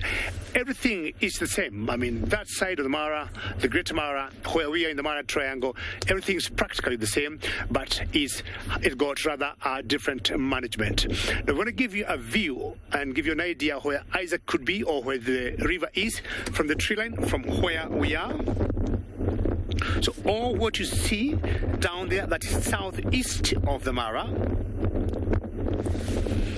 and the huge tree line coming there, past that road where that car is moving, that is the Mara River. Very rich game reserve. You could have 3-5 different people and enjoying or having different game or different sightings. Andrew, you say you're enjoying the tree, and that's exactly what Bunga is showing you, Andrew. Many thanks for that great comment. And remember, ladies and gentlemen, your comments are always welcome. Questions too, and you can do that by tweeting #CGTNWorld or #WorldEarth. So the other side of the tree line is what I'm calling the Greater Mara. And that's the one arm or one boundary of the Mara Triangle from the other side. So behind us where we are is the Olololo escarpment, and to my right or top right of your screen will be going to Serengeti, or the boundary between Kenya and Tanzania. Serengeti and MAASAI Mara, more or less the same ecosystem, nothing different. Savannah being the most or the biggest habitat. Well, we'll move on and get close to the river because I could be at a different crossing point from where Isaac is, and you could have different sightings.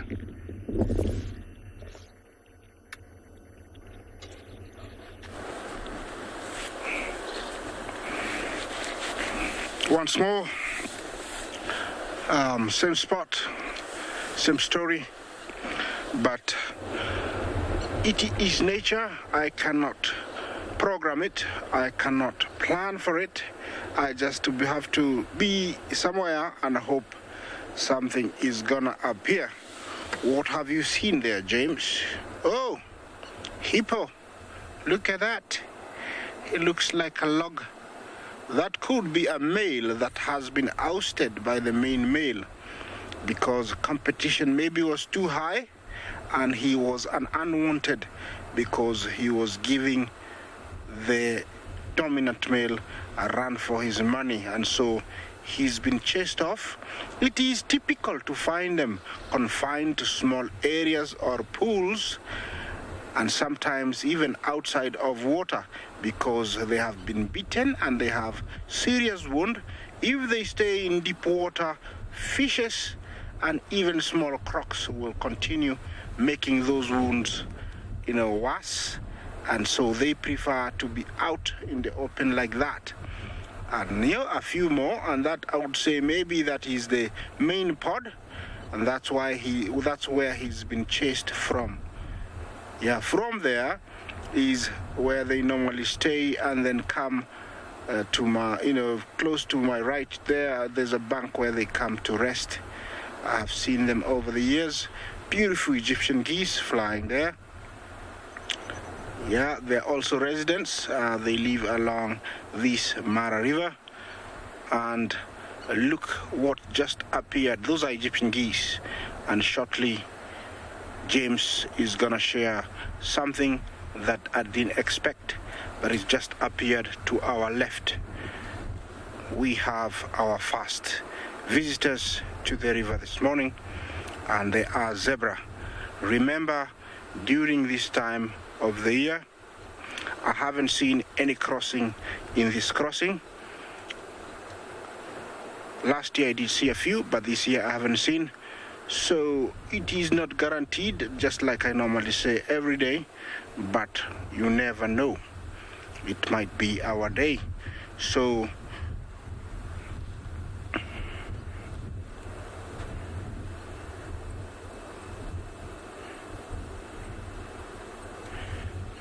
Heidi, you asked me at what age a young wildebeest can survive after losing its mother from a crossing.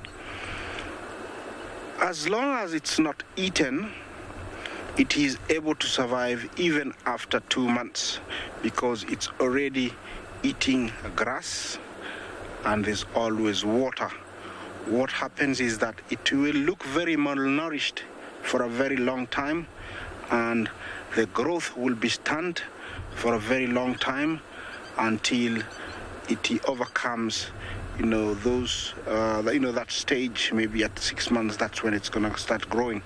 But they will survive if they're not taken by lions, crocodiles, or cheetahs in the plains or in the water. So they still have a chance, but very much like we do, if you don't get all the nutrition value you need from your mom, from the milk, there's a certain way, you don't look okay for a while. Then after, especially, there's nobody to take care of you, then, they look okay. Yeah, that is my answer. Look at the zebra. This has been the norm, them arriving. Yesterday one got into the water and then came back. I cannot blame them, like I always say. It's always interesting to see what, they're going to do. Yeah, let's hope, they're gonna cross, but I'm gonna be hanging around here in case they go through. We will share it with you.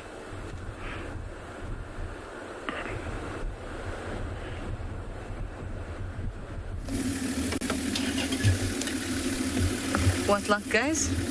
It's Tandy. This is such good luck. I'm so glad that we managed to get her.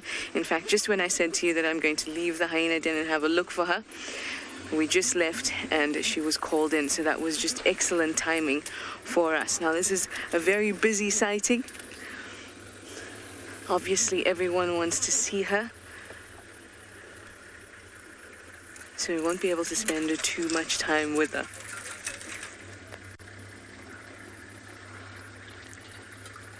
But there she goes.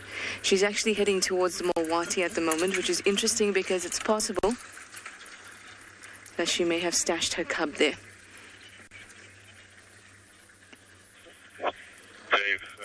Such a pleasure to see a leopard. I feel like it's been too long. For me, last time I saw a leopard was only 6 days ago. I mean, that's way too much for me. There she goes. All right, let's try and get a little bit closer. Everybody's happy to see her. I'm happy to see her too. I think our timing was perfect. We got to spend a good amount of time at the den. And now we got just in the nick of time for Tandy. Well, I'm going to reposition. Hopefully we'll get a nice front view of her.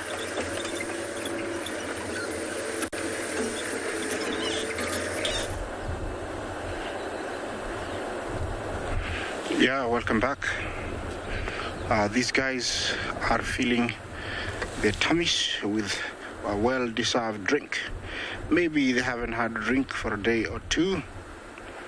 They need water almost every day, and this looks like one big dozzle. Could be a stallion and his mares, joined by one toppy. This might not be the crosses of the day, but who am I to say anything? Yeah, I don't know if he spotted a crocodile in the murky waters. It is hard to say, but through experience they know that when they have their muzzle in the water, the crocodile can leap out and grab them even when they're fleeing, and so they have to be very careful. See that? She is being very careful. It's like, whoa, is it here? Is it here? Is it here? Yeah, it's amazing, that behavior. They know that it is dangerous. Yeah, look at that, I feel sorry for them. You can't drink even a drink of water. Every day is just constant worry, because there is a chance that crocodile is sitting there underneath the water. Crocodiles are masters of stealth. They can move without making a ripple, and they can disguise themselves because they can stay underwater up to an hour, staying quietly and still, and then leaping out at lightning speed, grabbing, whatever is there, even if it's on the move. And the grip, it's like a vice. It will cling on to whatever they hold and then pull it slowly towards water. Usually the animal dies of panic and drowning. Yeah, look at that, you can tell how scared he is. He knows it is dangerous. You can tell that how he was stretched. He was ready to jump backwards or even, pull whatever is going to hold him backwards. This is the experience they have learned over the years. Remember, this is the beautiful Bachel zebra. It's found here in the Masai Mara and very widespread in East and Central Africa. We have other species related to them in Southern Africa. In Northern Kenya, we have one unique one, very thin striped and very beautiful, called the gravy zebra. It's on the endangered species list. Only about plus minus 500 left in the whole world. Hopefully someday we will be able to share it with you. But this is the Bachel zebra, and having a drink is actually a problem. Can you imagine that?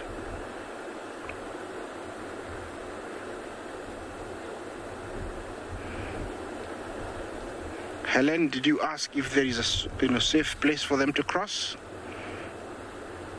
There isn't.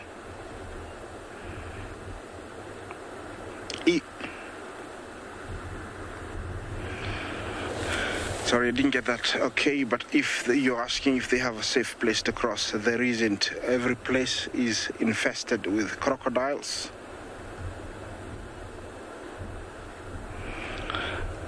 No, it is not safe. That's why they're very careful. They have to be very careful, and you can tell it's through experience. They know it is not safe at all. Yeah, she's being very careful. That one there, I don't blame her. Okay, there comes another one. This is very typical when they drink in this kind of waters. It's very different when they drink out in the open. You sometimes see them go inside and drink the water with their bodies submerged. But in the Mara River, the behavior totally changes, because I think they have lost, members of their families. And so they are very aware. Look at that. Look how she look. Yeah, not happy at all. Yeah. Anyway, I'm staying here just in case they decide to take a leap. We'll be right back with you.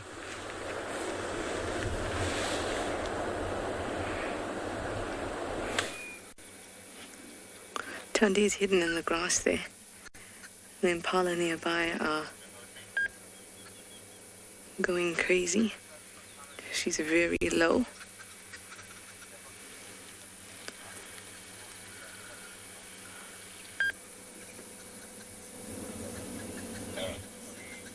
She's almost underneath the vehicle on the other side.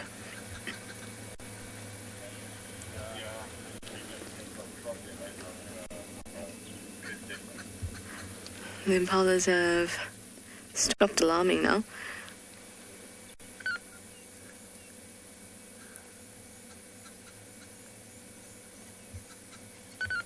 Which means that maybe she'll start to move.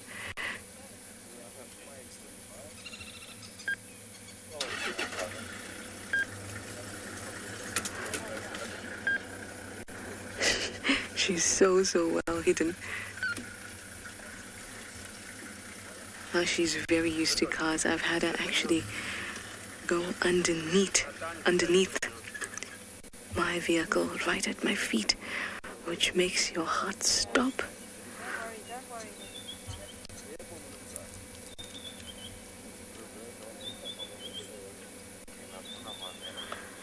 You can see just how well hidden she is that you can't even see her.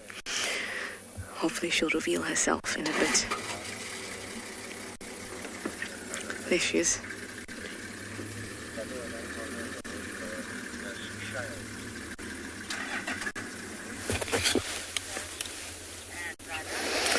Well, hello everybody. Welcome to Simbambili Private Game Reserve, where we've been missioning around for some time this morning, and we have finally come across a lioness of the Unkuhuma Pride and one of the cubs.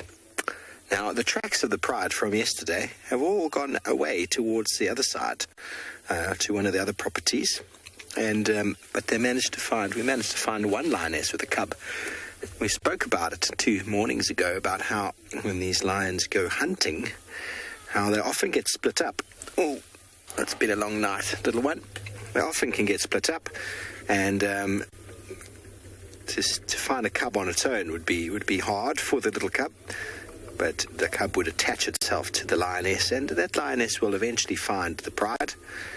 Probably not this morning, maybe by this evening, or at least by tomorrow morning they will catch up again by doing little contact calls. But as long as she's with this one, she will be fine. And there we spoke, yes, everyone's happy to see the Unkuhuma Pride. Well, only 2 of them, I suppose. It does comprise a Pride with just 2. But we spoke yesterday morning, I did anyway, about sitting on top of termite mountains, how leopards will do so, and how lions will do so to get a nice vantage point. And there you can see the cub is looking at us, whereas the adult on the right is definitely trying to spy out some food. It's a very handy strategy when the vegetation is very dense and very thick. You can just sit there patiently and wait for some movement. Something that leopards do all the time. Cheetah do it in the Mara. And then once you've spotted something, you can slink down and try and intercept wherever it's headed to. And where we are now is just a little bit up the drag from the Simbambili watering hole. So it would be a place where animals would be moving through the day to go down and drink. So if the sun doesn't get too warm, these 2 individuals would have a nice time on top of the termite mound. But the sun has burned through the clouds that were holding for quite some time, and now it has definitely started to get a little warmer. But we're going to be staying right here with our Unkuhuma Pride.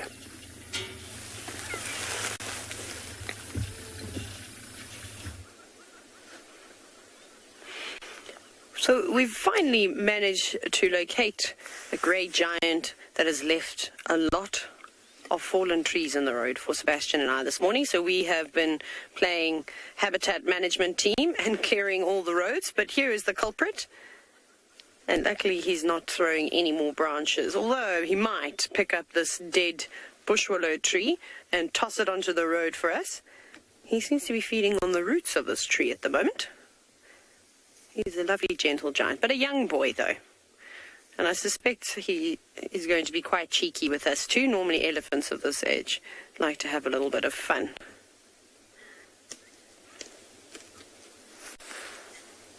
Madge, yes, elephant bulls are often on their own, especially when they get to anywhere between about 15, 16, 17, 18 years old. It kind of depends on what happens. But so obviously elephants are born within a family group, and they'll live out most of their days there, especially if you're a female. But if you're a male, you don't stay in the herd for your whole life.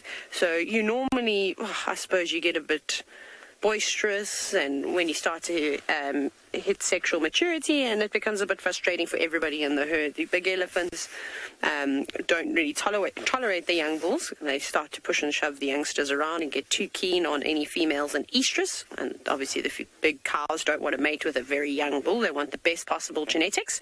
So they eventually get forced out, or they're just unwanted, and they move further and further away from the herd, and then they just meet up with other young bulls. And it does sound like there's a couple of other elephants feeding in this area. I can just hear some branches breaking off to the left, but I can't see any other elephants.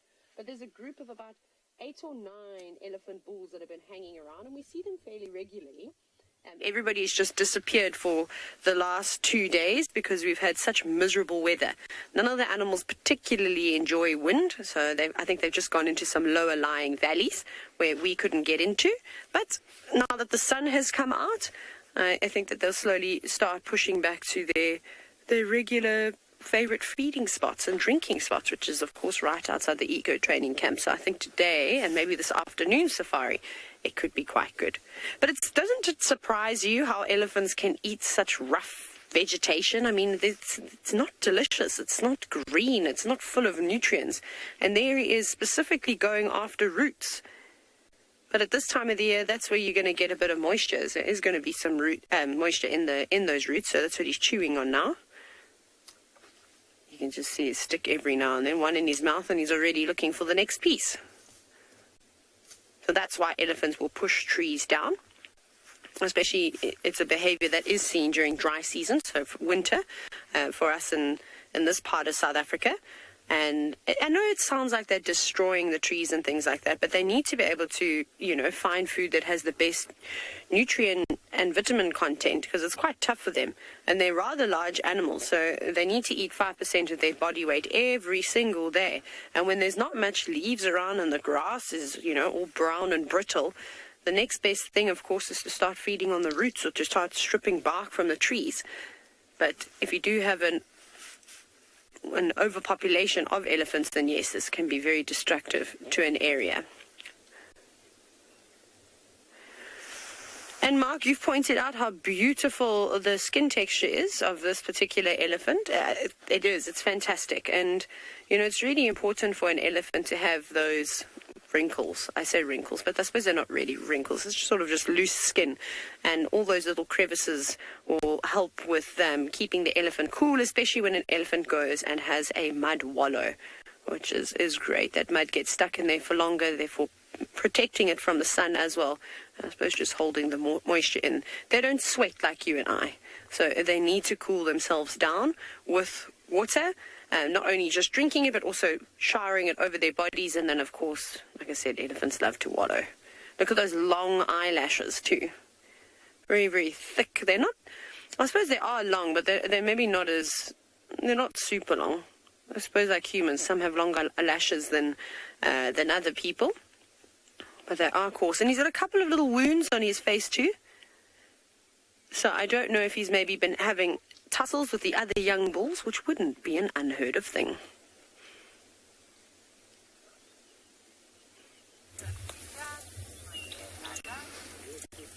Welcome back to Simbabili, everybody. We've still got our lions on top.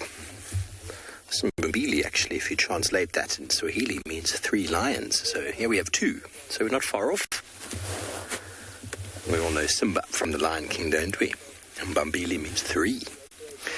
And we got a sleepy little cub. This is one of the middle of the range, not the 2 older boys and not the youngest cub. It's one of the 5 or 5, 6, 7. It's hard to keep up sometimes. One of the 7. I'm not 100% sure if on the other side of the Terma Mound there isn't another cub. I think it's just the one. We are in a spot where we have signal, and if we move over there, I think we might lose it.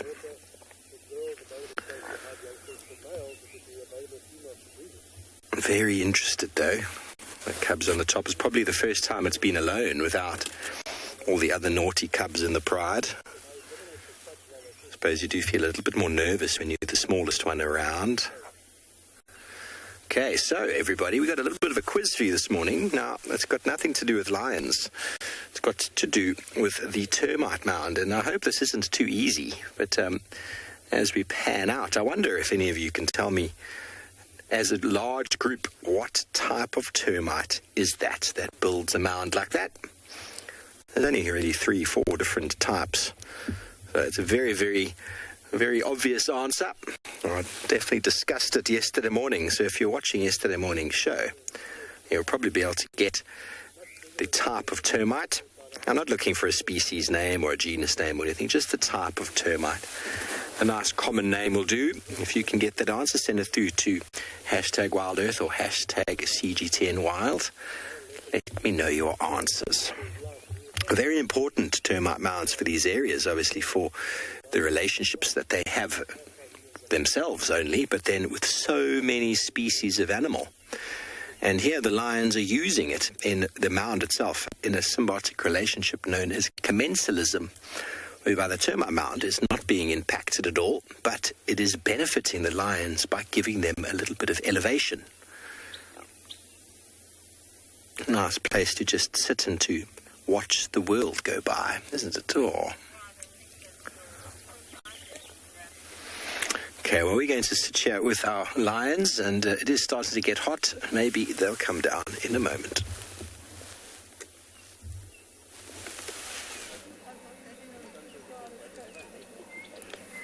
This girl is just posing beautifully for us. She's looking particularly stunning this morning.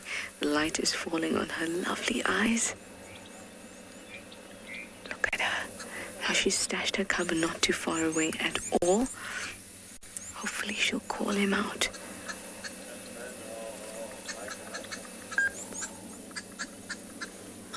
The bird you can hear in the background is a greenwood hoopoe.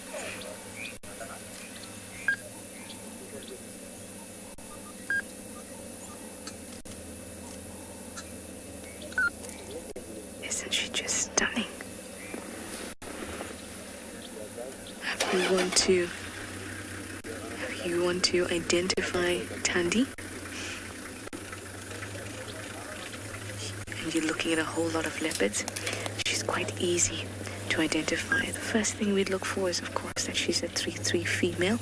So that means that above her whiskers, there's 3 spots on one side and 3 spots on the other side. Now, the thing that I look for most with Thandi is these really dense arrangement of spots that almost look like she is a rugby player or football player, and she's put black underneath her eyes, but it's a dense arrangement of spots just below the lighter fur that's at the base of her eyes.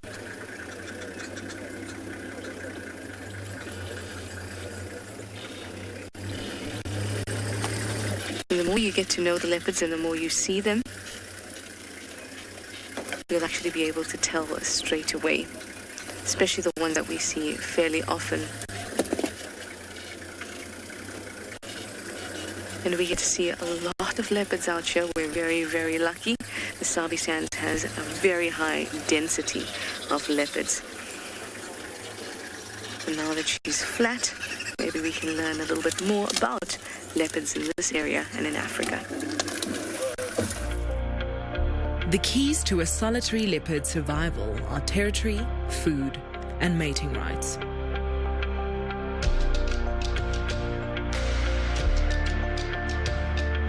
The scent of buttered popcorn marks their territorial boundaries. With its borders secure, the leopard looks to satisfy its hunger. A perfectly adapted predator, the leopard uses its camouflage to capitalize on its immediate habitat. Superb eyes detect the slightest of movement. Sensitive ears discern the softest footfall. Dagger canines throttle prey while razor claws tear and grip.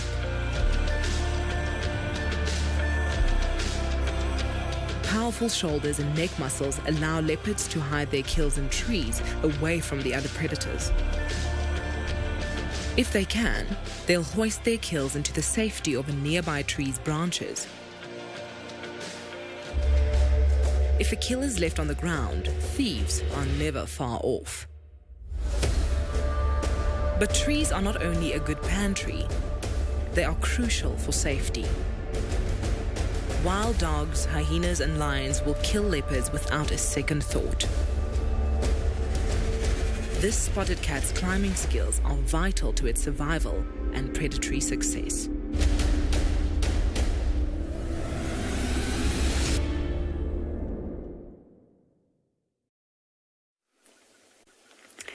It's kind of funny if you really go down to the nitty and gritty. There are a lot of similarities between leopards and elephants, like their amazing camouflage. Elephants blend in very well. You'll be surprised how often you just drive straight past them, and they're enormous. But anyways, when they're feeding in amongst the trees and are being quiet, you can, of course, miss them. But our young male has not moved very much at all. He's still just devouring the roots from this red bush willow that is no longer. Can you hear him chewing as well?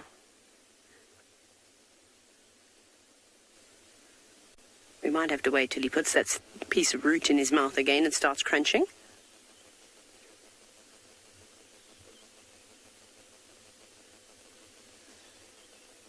Nope. Bite it. No, he's not playing ball today. But there we go, you can hear the snapping. So that's something very important as a safari guide to do, is to actually just stop and listen. You know, when you're having those very quiet mornings and you can't really seem to find anything, or I suppose just as you driving around every now and then, it's good to just pause for a couple of minutes and listen, because the animals will tell you so much, whether it's a bird or a squirrel giving an alarm call that there is a predator around, or if you have been searching for a breeding herd of elephants or just even an elephant bull. They are fairly noisy feeders, and you might hear them crunching down on something like that. So, just by listening, you can really start to find so many amazing things out in the bush. And not only were we tracking him, but using his footprints on the road, but that's exactly what we did. We did stop and we listened and we heard him. Hello everybody, you're back with us. Our lion has decided to go charging off over there. They came down the Terma Mound as anticipated. With the change in the weather, it starts to get a little bit warmer. I was just having a chat with one of the guides now, and he seems to tell me that this is not even an Nkuhuma female. So I haven't had a very good look at her face yet. I thought she was, by the fact we were called into an Nkuhuma female with a cub. But we're going to go have a little look. I know many of our viewers at home have got ID kits of all of these animals. Will be able to tell us very quickly if this is indeed an Nkuhuma lioness or not. The rest of the pride is elsewhere currently.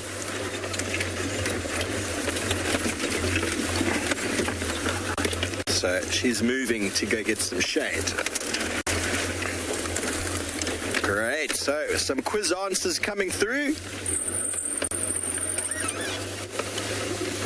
Hello, Angie. You reckon it was a white termite mound? Well, many people actually use the name white ant as a sort of a reference for a termite, but that's definitely not what I was looking for. That is a very broad name.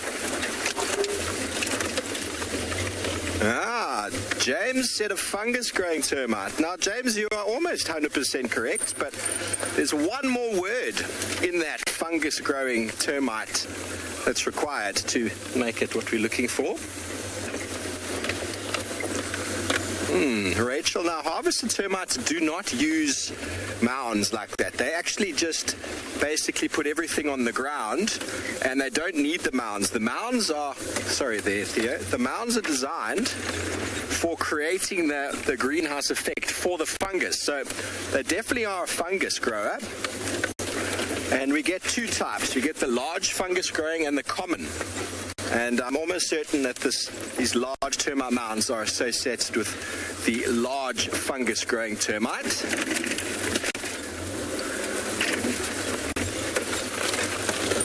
Very good. So we are out, and our lion has crossed the road into I think is going to be a poor signal area. You got them. Okay, just over there. Someone's dropped a beanie on the road. Okay, well, we're going to just stop over here, give you one last view of our lioness through the bushes over here. And I'm sure they're just moving off towards the shade.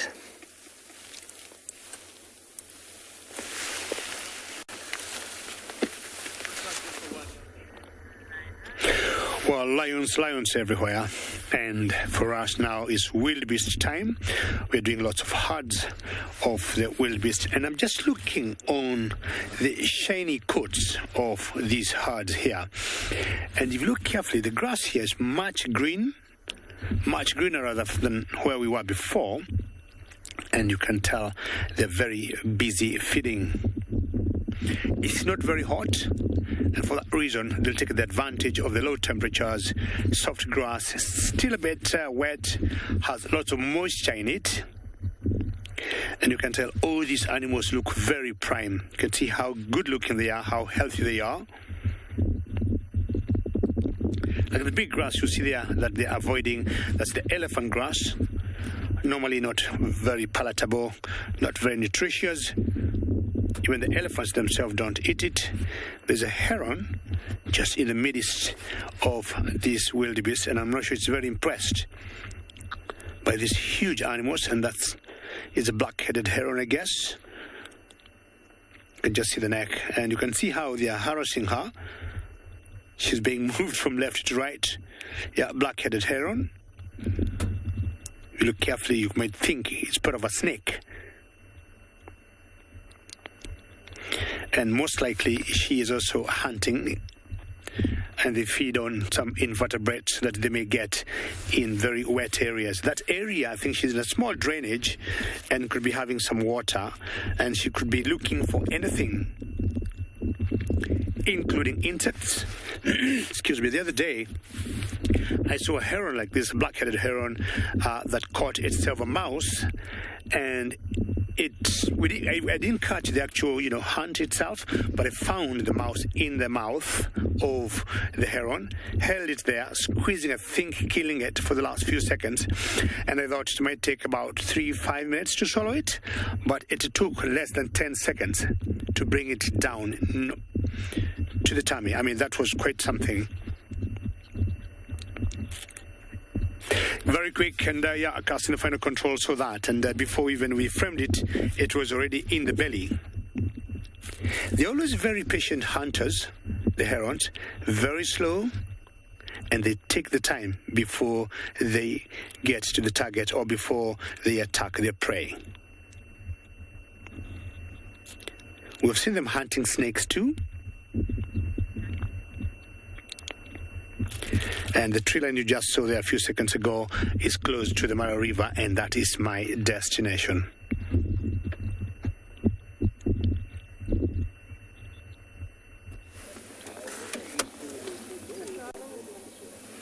Thandi is so well hidden now, very well hidden, but her scent is not in a hyena, has followed her close by. Can't see who it is just yet. But it's looking in the opposite direction as if to say, I'm not following you, Thandi. No.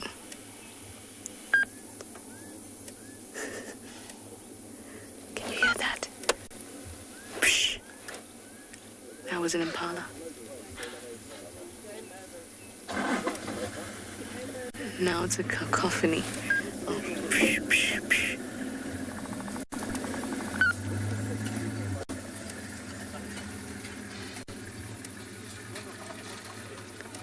Yes, I'm sure you can also hear the people who are closer to me than the impalas.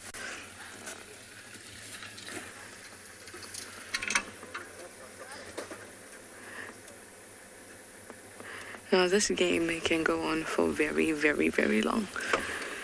I have followed her on a hunt for 2 hours, 3 hours, and she still will not get a kill at that point. So this is a long, long waiting game.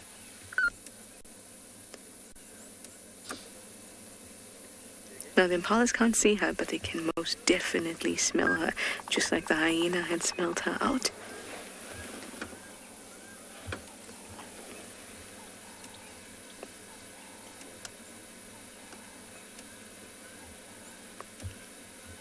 So they actually can't figure out the direction just yet. They're looking all around, but they can't figure out the direction.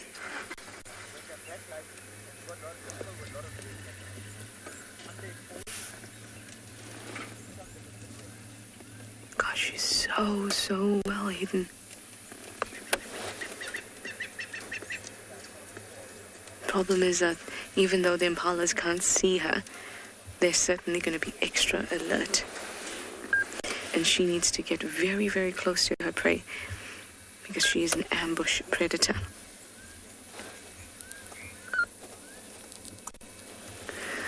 Okay, well, she seems to be so well hidden now that we can't actually see her. And there is, like I said, it's a very busy sighting, so there's a line up, and I'm going to have to leave now. We're going to try and get one last visual as we move off. What do you say?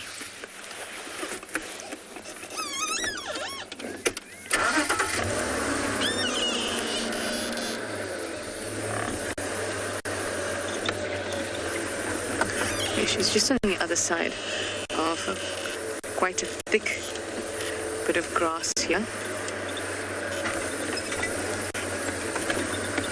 I'm just going to have to hold on, everybody, because there's a lot of logs. Vicky, you have some extra height on you. You may be able to see before I can.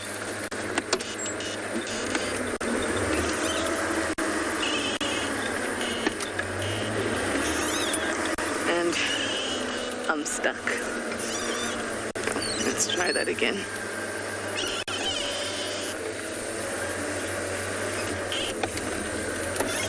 There we go. There we go. All right. Thandi, show yourself for one last time. There we go. You see her there, BK?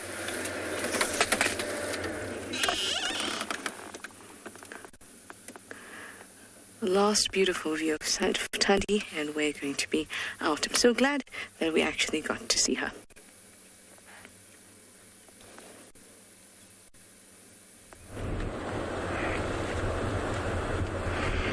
Welcome back to the River Stake.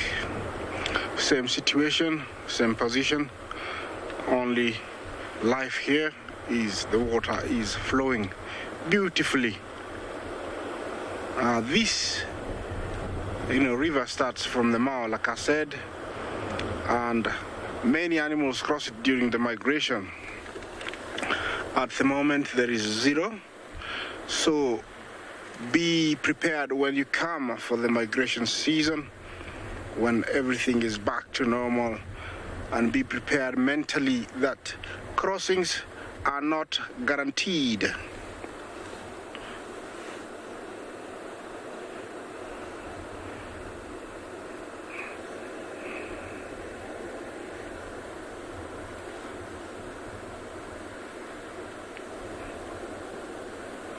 Little victim, thank you for your question and keeping me busy here at the River Stake. I hope you're very well this morning. You asked me if it's easier to take a wildebeest or a zebra here at the crossing. From my experience, wildebeest give up very fast and they don't put up a fight. I have seen zebra crossing and they really put up a fight. I once saw zebra that got it was held by the front leg and it managed to turn around and it beat the crocodile, and the crocodile let go. He managed to get to the other side but had a serious wound, which I think he did survive.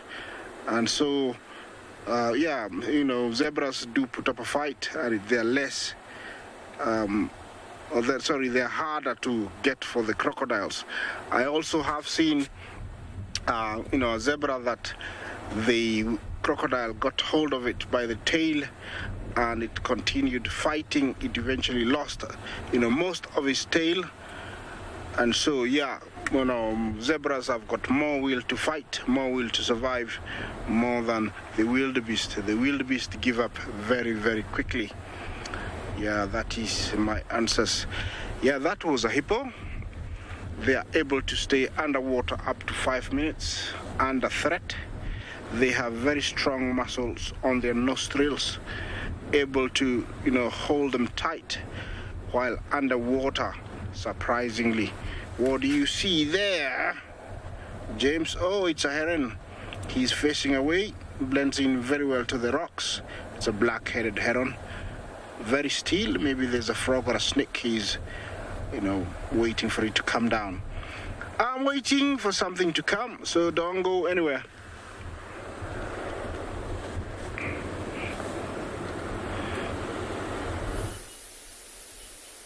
Welcome back, everyone. We are still here. As you can see, our lion just watching us. As you can see, the cub's just lying next to his mom, and the mom haven't gone anywhere yet. She's just sitting here relaxing, and right behind it there's also these 3 Samaran males. They're also lying flat there. The only thing I can see for them moving with just the ears, trying to disturb these flies, they just keep on irritating them. Otherwise, there's nothing really around. As you can see, the mom just lying flat again. She's just enjoying the morning sunlight, which is beautiful morning as well. It's been very cold overnight. I don't blame them to just keep themselves warm for another go for later. Otherwise, well, it's been a bit more quiet around. We're still waiting for the other 2 lioness. They went away and for hunting. We're hoping they will do something better wherever they are. Look at the cub just changing position, going to join his brother there, the little brother. Because now they must be, because they're still young. They can feel the heat quite quickly comparing to the mom. So that's why she's trying to move into the tall grass like that. But yeah, they're keeping the eye to the mom all the time. This is a lovely spot anyway, and it's beautiful over this mountain. It's also a lucky morning. We've been lucky this morning with a different pride. But these ones are just lying, lazing around for now. But they look quite thin if you look at their bellies. But I don't blame them. This is a good area for normally a lot of general game around this place, so they are in a good area. Anything can happen anytime. Like, as you can see how open here, warthogs and things like that in the morning, they like to move across and graze, and sometimes digging the roots for the grass. If there's lioness or one of these sabarat spot that will be something different. Well, we're just waiting. As you can see, one of the cubs keep on moving up and down, changing position. Look at that one, trying to get to the mom, to the male. Mom, she's just looking at that. We'll just sit and wait and see what's happening.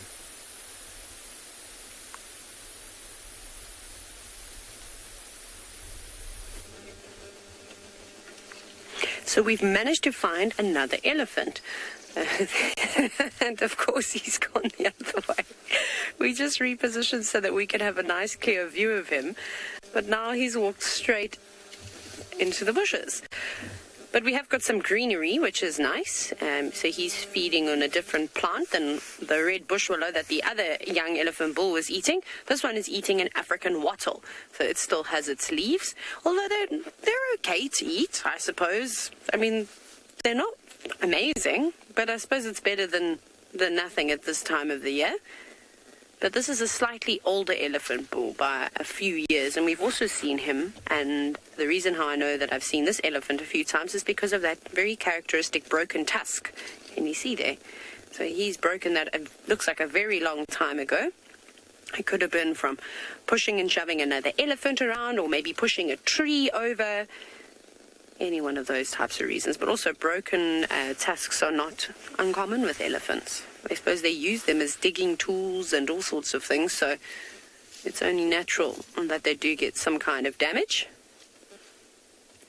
Where are you going, boy? Come out into the open. We had such a nice view of you. But something else that's been happening with this elephant is that he's got some friends in the form of birds, but they're all just frolicking about on the floor down to the right of him. There's a pair of starlings. I couldn't see if they were Cape Glossy starlings or if they were greater blue-eared starlings, but they're the most beautiful birds. You might be able to see them just in there. There we go. There's one just hopping around, and if the sun does poke back from behind the clouds, you'll see it's got beautiful bright blue iridescence on its feathers, but they're not cooperating right now. But much like the fork-tailed drongos were doing the other morning with a giraffe, is they are also catching all the insects that are being disturbed by the elephant. And I thought after the bouts of rain that we had last night that we would maybe have some insect life, but we haven't been seeing them for quite some time. Look how this elephant has now got his head raised. So he's slightly agitated with us, but just him being an elephant. Hey! Sorry, I'm just shouting at him because he's being ugly. Naughty. Don't be rude. Unnecessary. We're going to leave him carry on and just do his thing. This is, again, very typical of young elephant bulls, just to get a bit on the boisterous side, and they like to throw their weight around. Hey! Hey! Sorry, everybody. He's being very cheeky. So I know it sounds like, Taylor, why are you shouting at that elephant? And literally all you have to do with them is when they do get a little bit cheeky, because remember they've been sort of told that they can't live with the breeding herds anymore, so they now want to show everybody else. Hey, stop it. No, man. I don't know why he's being so naughty. Sorry, everyone. I'm just going to reverse a little bit just to show him that I'm not scared of him and that he cannot learn to chase cars, because that's when you get some real problems. So this is another very important thing that we have to do as guides, is that because sometimes what happens is that, come now, man, relax. Stop your nonsense. These bulls do learn that they can chase vehicles because, people might reverse away and panic, which is normal, of course, when an animal that weighs a fair few tons comes charging towards you. But if you do that, they kind of win and they go, oh, okay, that worked. If I put my ears out and I run towards you, even though I don't really mean that I'm going to do anything to you, it's just a mock charge, is what we would call it. No. Stop. So look what he's doing. So how he's banging the branches and stuff like that. He's literally trying to scare us. So it's like if you were in a fight with someone, before you were to fight, you'd maybe start shouting at them to try and, I suppose, scare your opponent so that they didn't want to actually engage in a battle with you. Because if you physically fight with one another, you run the risk of injuring yourself, and then you might be so injured that you can't carry on living. So the elephant uses its size, it opens its ears, it pushes over trees to try and show you that it is boss. But we can't let an elephant like this think that it can chase cars, because it will cause a huge problem, and we definitely don't want that. But now he's now moved off. He's admitted that he's been defeated in the sense that he didn't win. He didn't chase us away. So we have to do these kinds of things. It doesn't happen very often, and it's always almost always with young elephant bulls like that are sort of late teens into their early 20s. But that's the whole thing about guiding, is that you learn these amazing skills and you don't actually ever have to harm an animal. All you have to do is sometimes just raise your voice when you have to, or bang an unnatural sound. There's no metal out in nature, so a tinging sound is normally something that can deter them. But that is a good learning curve for that bull that we won't be bossed around.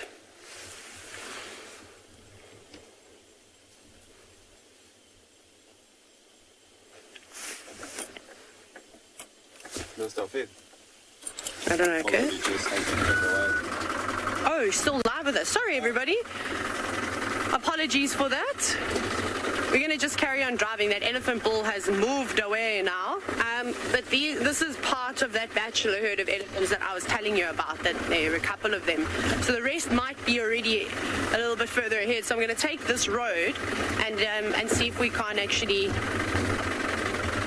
meet up with them, because I think that they might be on their way to Ndlovu Dam.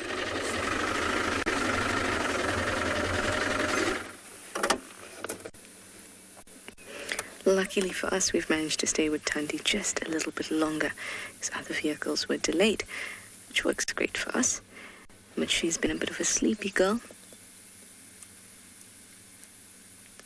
and I don't think she's too interested in hunting just yet. Though the impalas were close by, they have moved off, having picked up her scent. But the hyena is still nearby. That's why when I see hyenas on a mission, especially by themselves, it's always a good idea to just keep an eye on them, because they might just lead you to a leopard.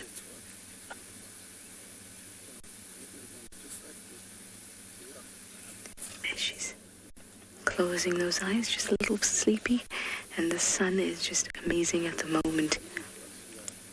That early morning soft warmth that the sunlight brings. You're really, really illuminating that beautiful skin, or rather fur. You can see that there's a spot towards her face, but as you go down her body, they become rosettes.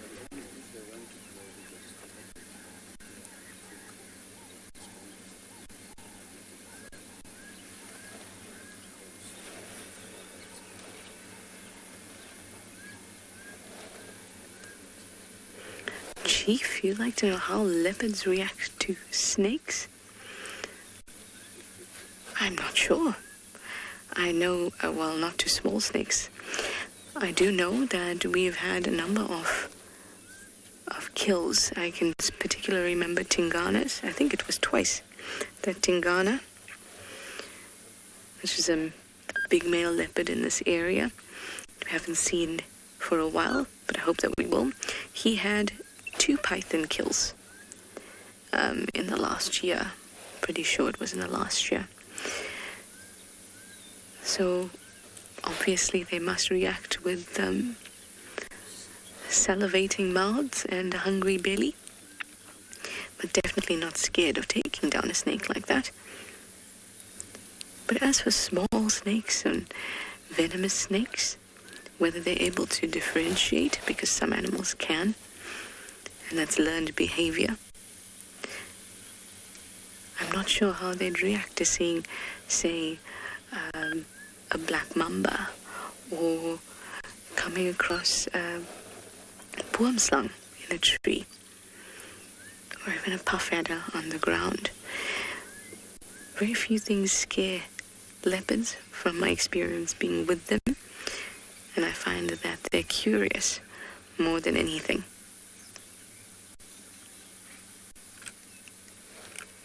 It's an impala alarming again.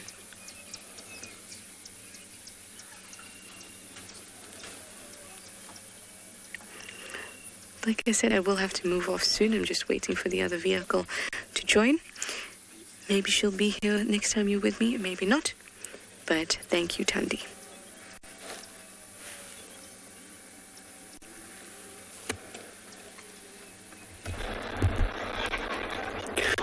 Well done, Arch, for having turned that Queen of Terrier Thandi.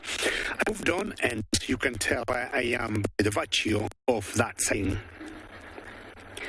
That is the riverbank of the Mara River, where we had a crossing here a few times. It's one of the crossing that took Bond to this, and this is the aftermath that happens after all these animals cross the river, and not all of them that make it. A blessing, these guys, to the vultures. They call this river of life or a river of death, depending on who you are and how you're looking at it. To the wildebeests that are here, close to over 100, it's definitely a river of death.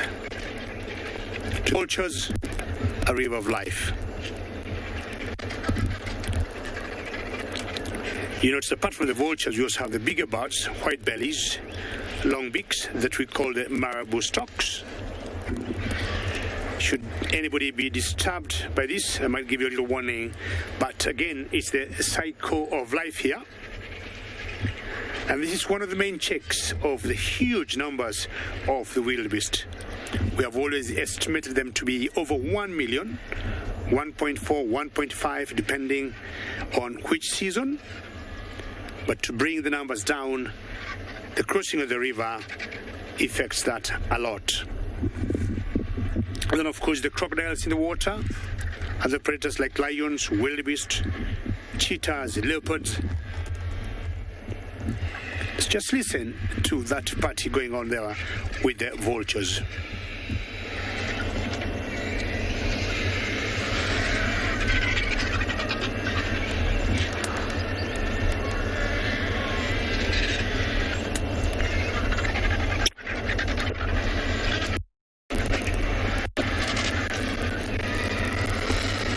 Many scavengers, when they feed, they're always very quiet, including the big marabou storks that you see there. But vultures have never learned to be quiet when they feed. Now, there's so many of them. I mean, I just tried to have a count, and I thought there could be anything over 500 vultures. They're spread out. You see some of them on the waiting there because they cannot fit together there, and that's why there's that little fight. Not enough room. Lots of food is down there, but it's not enough room for all of them.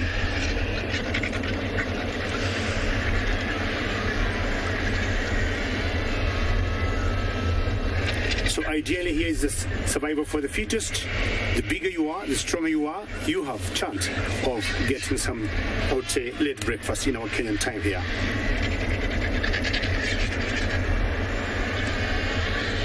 We got 3 species I've counted here of vultures. I've seen the hooded vultures, the African white-backed vultures, and the Ruppel's griffon vultures.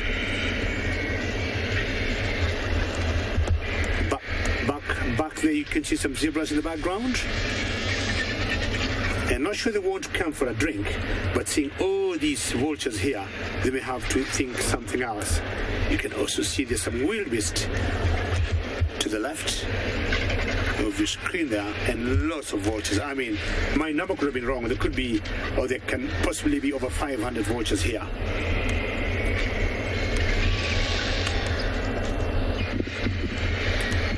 I do not know the pecking order, but the certain vultures, certain species of vultures we got here that we call the Lapet vultures or the Nubian vultures that are the largest vultures, big and very strong. If they were here, they would be the one on the kill, but I don't see any of them here, and they normally go in twos. They're very solitary, unlike the griffons or the African white-backed vultures that go in big numbers. And of course, the strength of them, they'll get the space to feed and not allow the others to come. Quite a strong smell coming in the direction we are in, and I'm going to stick here for a couple of minutes before maybe a drive along the riverbank.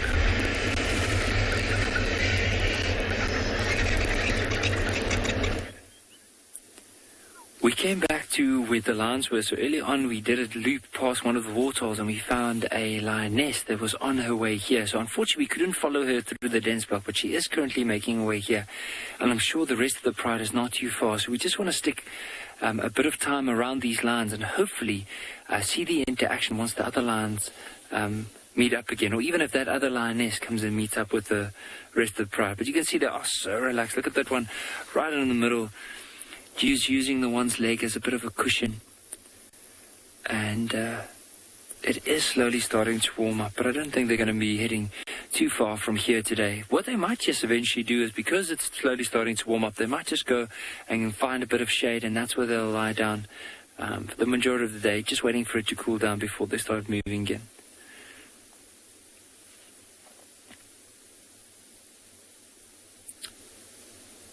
But so relaxed.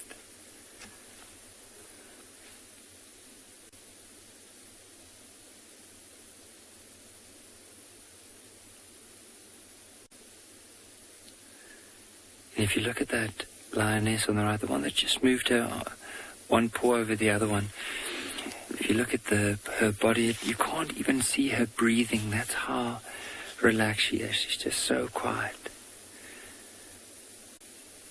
And even after when they had that kill on the giraffe like 2 days ago, the bellies were so big, and look at already how much it's gone down. Barely looks like they had anything to eat.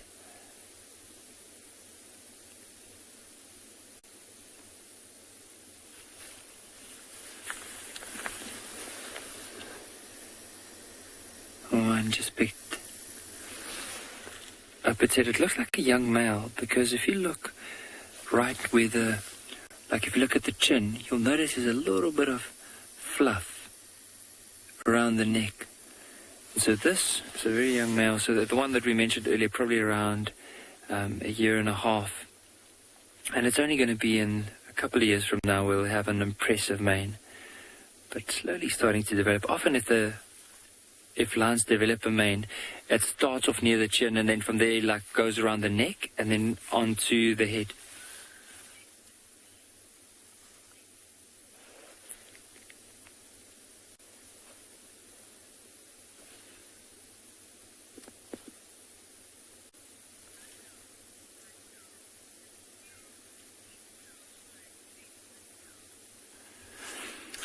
Like it could happen.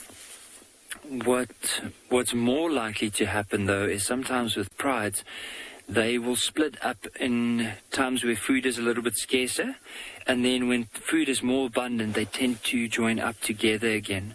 And there's a few prides, even with this pride, at a stage they were close to 30, I think it was 32 lions, if I'm not mistaken. And then occasionally they'll break up and then join up together again.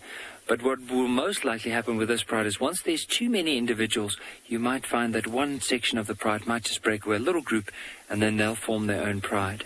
That's more likely to happen, but there's always a chance. I mean, in some areas, by joining up together, they can take down bigger animals, but normally they are related when they do that. It won't be just two different prides that will just join up to form a mega pride.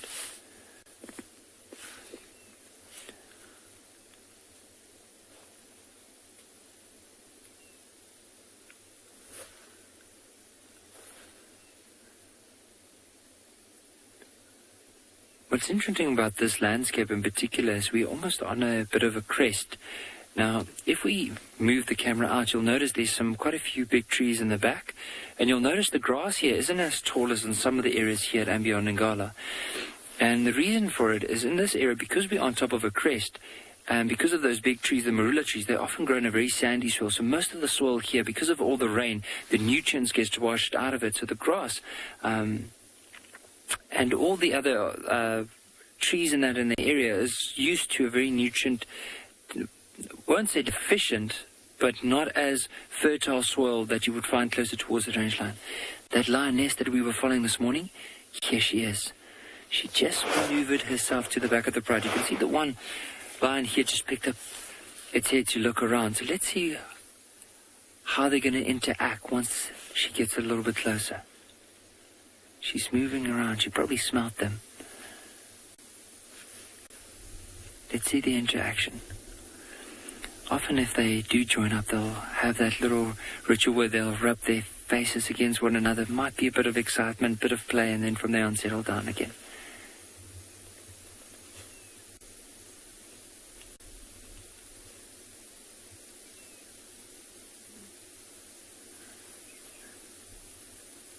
So what I'm going to do is see how these ones have just gone up. So let's just give it a bit of time, because she'll eventually come to say hello.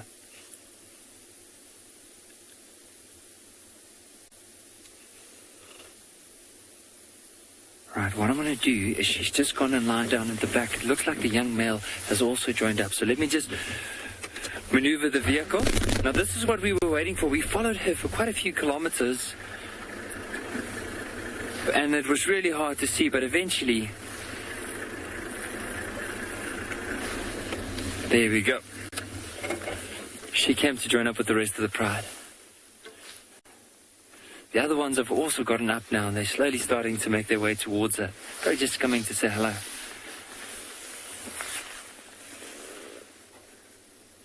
See, the young male also came to say hello, and here's the other one.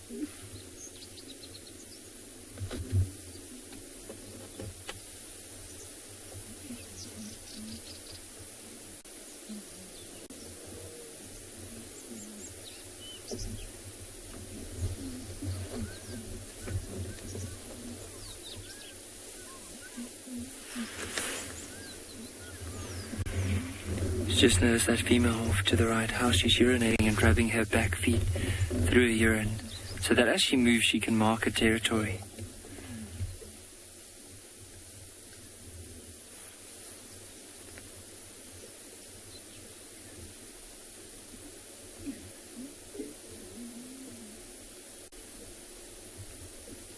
No, I can... There's a little faint... sounds of, you can hear how they're moaning, especially the younger ones, probably just asking mom, listen, when are we going to move, when are we going to start looking for something else to possibly hunt, but also probably just saying hello.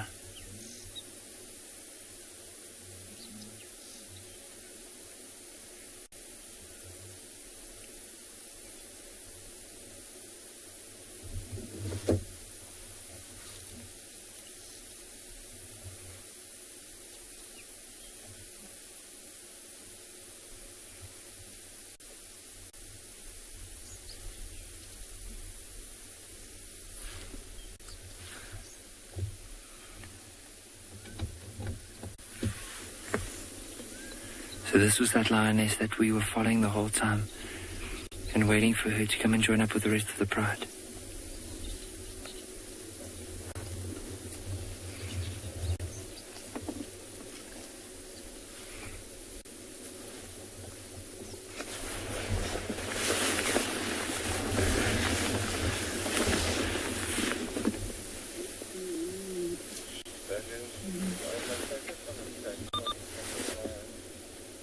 How incredible is this?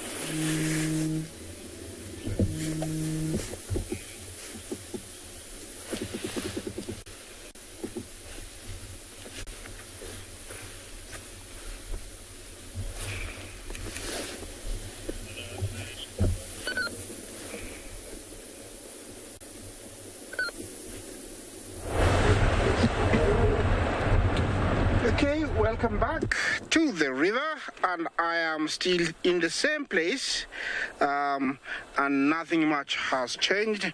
I have just repositioned, moved slightly back, and looks like we have the zebra inching in once more.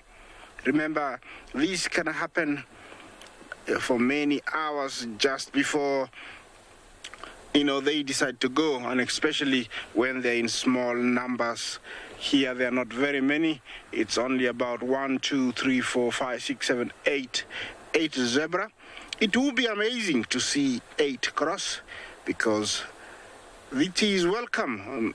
You never know, when you're gonna see another crossing. I have seen 3 topic cross. I have seen 7 Thompson's gazelle cross. I have seen 1 wildebeest cross. It would be nice to see, 7, zebra cross. But who am I to say anything? The river is still flowing. It never stops. Remember, this river has got its highs and its lows. This is the worst it can get. In the rainy season, it can come up almost to the banks where I am, which is almost, 15 feet. The rapids are always very soothing. I don't know if you've been hearing them on the background. I haven't seen very many of the inhabitants, the crocodiles, but only a few hippos here and there. Remember, this is live, coming courtesy of hashtag CGTNWild and hashtag Wild Earth from the Masai Mara in East Africa. And I'll be moving from this spot, and I'll see you, somewhere down the road, while my friend Gigi takes over the river stream.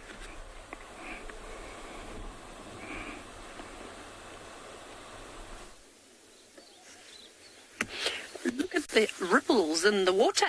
We've made our way down to Ndlovu Dam, where we have not found the elephants, but we are met with an animal that's even taller, which is, of course, a giraffe. It's been nice to see so many giraffe around today. And this is not the only one, as there is a second giraffe coming in to have a drink. Maybe there'll be more. Oh, there's, goodness gracious. Like I said, once the weather starts to warm up, we get an array of animals that will come back down. They've been avoiding the watering holes a fair amount, as they're quite exposed and not really protected too much from the wind. And the giraffe doesn't have to drink water every single day. So now that it is warmed up, here they are. And they're looking at something. You can see they're watching some animals come down, but we'll see them in a bit. They are just impala. I suppose not just impala. Hey, I should give them the credit that they deserve. Beautiful impala. But we've seen so many of them. And Sebastian's favorite animal in the whole wide world to film is actually giraffe, especially when they're drinking and doing exciting things. But isn't it quite funny how a giraffe has to really stretch open its front legs and then drop its head all the way down? You'd think, how on earth is that giraffe not passing out? Because I know if I try and put my head to the floor while standing up, I wouldn't be able to do so, and I definitely would see stars. But giraffe have got a very, very interesting sort of technique on how they avoid passing out. So essentially, all the blood does rush straight down to the head, but once it gets to the base of the neck, there's lots of blood capillaries and a sort of spongy muscle. So all that blood is spread out evenly, so it's not rushing directly to the head. So that way, they are able to bend down like this and drink. They've got amazing balance, because I don't think I'd be able to do that. Well, you're having a good old drink, and I love the way that they flick their heads up afterwards. If you're a photographer, it's normally a great opportunity for you to slow the shutter down and get that spray of water. It's also quite funny to watch the oxpeckers, which are the birds, try and hold on for dear life when a giraffe does that. It's like rodeo training. Sorry? I'm glad that you are all enjoying this, though. Apologies for some audio issues there, but I think it should be better now. So literally all that's missing from the scene now, that we've got giraffe, we've got impala, there's a few bird species around, is those elephants that are not too far away, who should also make their way down here.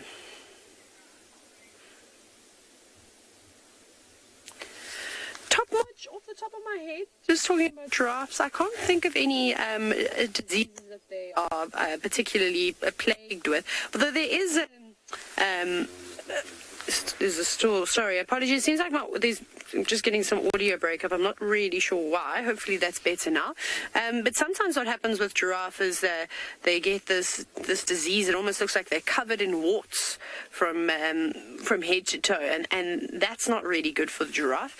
Otherwise, giraffe are normally pretty healthy. Hey, I haven't heard of them dying out, things like anthrax and stuff like that, although there hasn't been many anthrax outbreaks in a while. But no, they seem to be strong, other than in the sort of Greater Kruger area, getting covered in this these warts. I think it's more of a virus, though, if I'm not mistaken. They seem to be good to go. Ah, look, it's our friend Sebastian. Between the giraffe and the impala, two other animals that I'm quite fond of, and we get to see almost every single day. We will see if it's the same two individuals. Yep, there's two warthogs, and the warthog on the right-hand side is one of my favorites.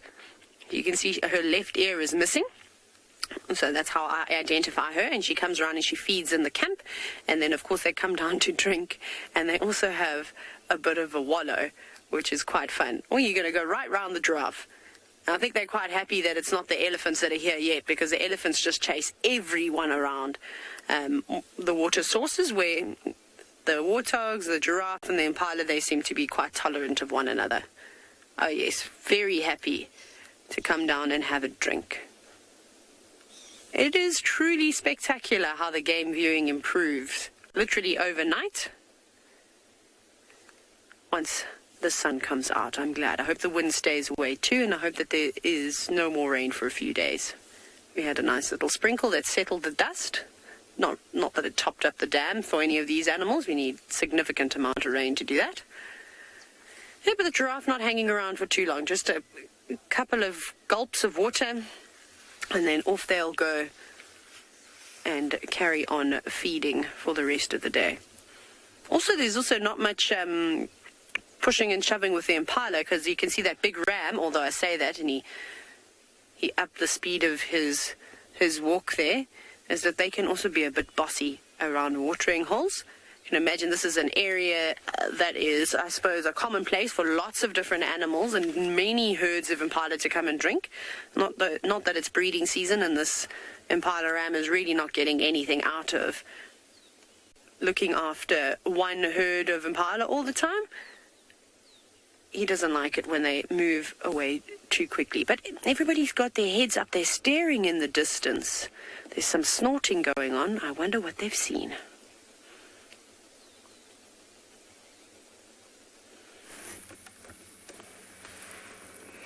Oh, interesting stuff. And we have left Tandi. We've now found these lovely nyalas. A couple females with their offspring.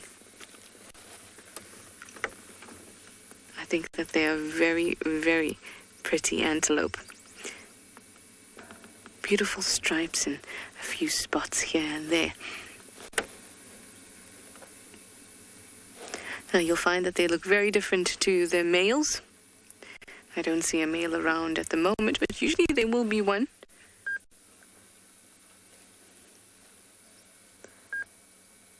But so far this looks just like a breeding herd.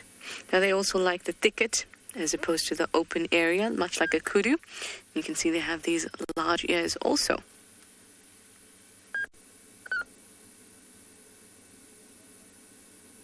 Very, very pretty and very fluffy tails, which I particularly like. They're also very important prey species, much like impala are. Impala are probably the topmost important prey species, and that lions, leopards, wild dogs, hyenas take impalas continuously. Nyalas as well. It is because they're a medium-sized antelope, which is perfect for a predator. Something larger like a kudu, wildebeest, that's a little more difficult for an individual predator to take down, like a leopard. No, they can do it. So leopards are looking for animals like these. The female is about 60 kgs or so that's a good size for a leopard. In fact, I've seen Tlalamba, who is Tandi's daughter, take down a Nyala cow right in front of me.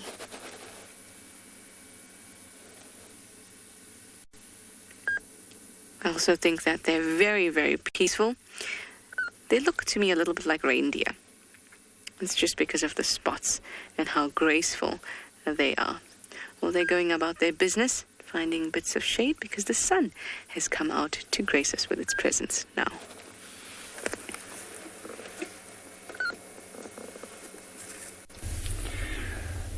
after following them around, we found that lioness with the small, or that lioness went back towards where the small cubs were lying down. And eventually they joined up as well. So just to the left of that, one of the cubs decided to go and play with one of the other youngsters. Right there. You might just notice now and again the youngster's ears appearing. There we go.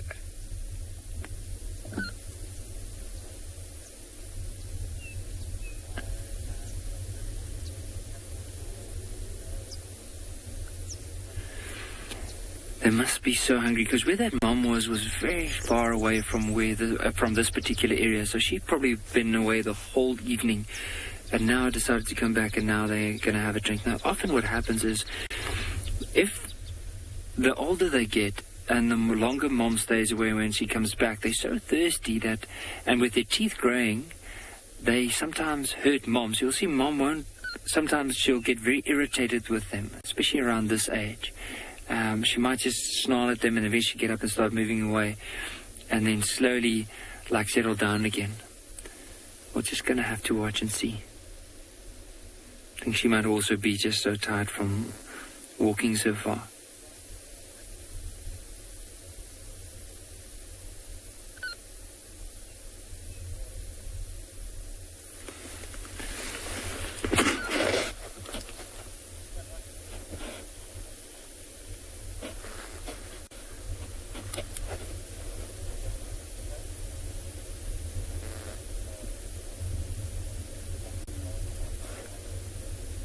Looks like it's the female, that youngster, that's not settling down.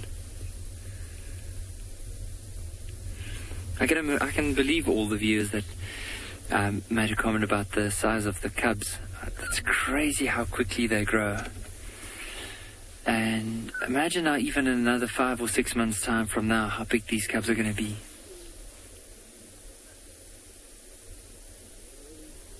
You can see Mama's getting a little bit irritated there.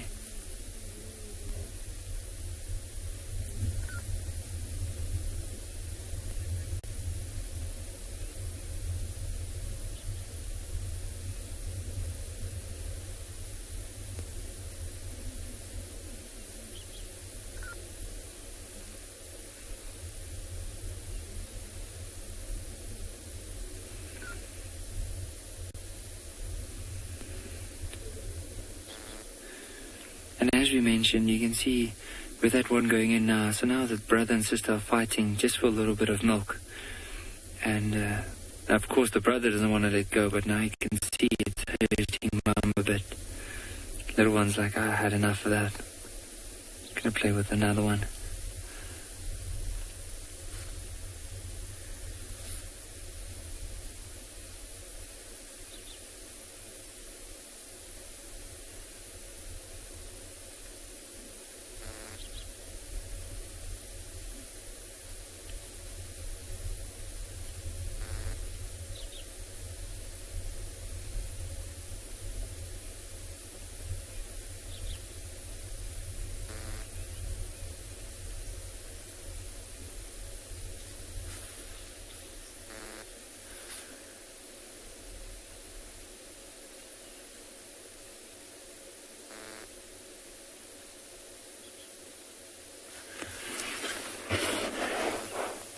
Looks like that's the young male after a nice drink, just cleaning his mouth now, getting all the milk off.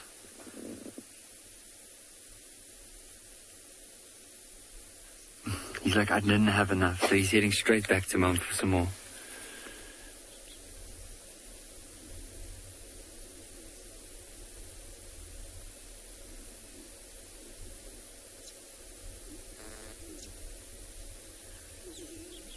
Mom is deliberately lying down in a way that he can't really get to the teat for to drink. So he might just come back now.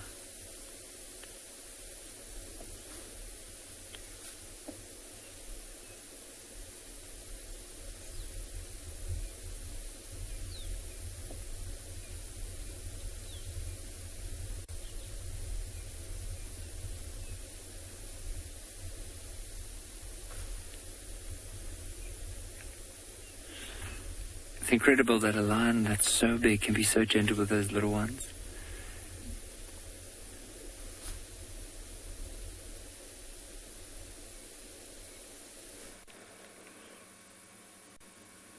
It's wonderful to see lion cubs. Just as wonderful as it is to see little NGALA calves. They're not too small, but they are gorgeous. I think it's time for a quiz, everyone. This one's not too difficult. You know that these guys are ruminants, so they have a 4-chambered stomach. And that's how they're able to digest cellulose. But what are those 4 parts called? Use the hashtag CGTNWild or the hashtag WildEarth and let me know what the 4 components or what the 4 chambers are called in a ruminant's stomach. They're able to digest cellulose, something that we can't, because of the stomach and because of the microbes that live in it.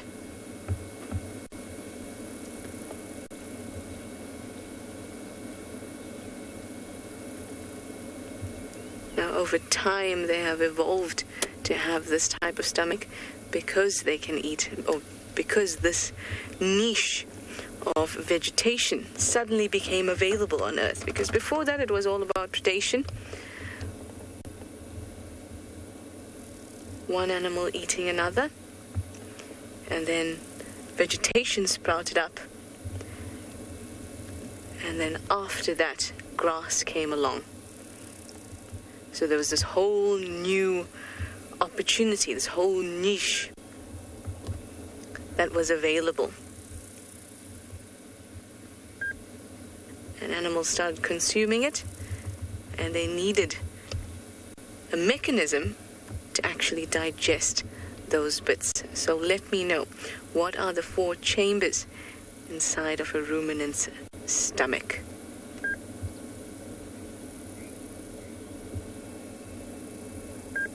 I'm sure we'll find plenty of ruminants as we go along as well.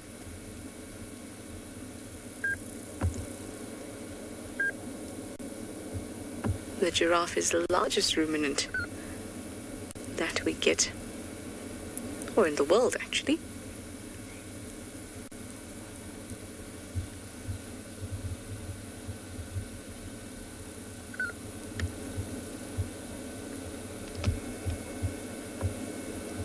They look very, very peaceful. Tandy is probably about 1.5 kilometers away from them, so they're not too concerned, and the wind is not very harsh, so they probably can't smell her, and for now they think they are pretty safe.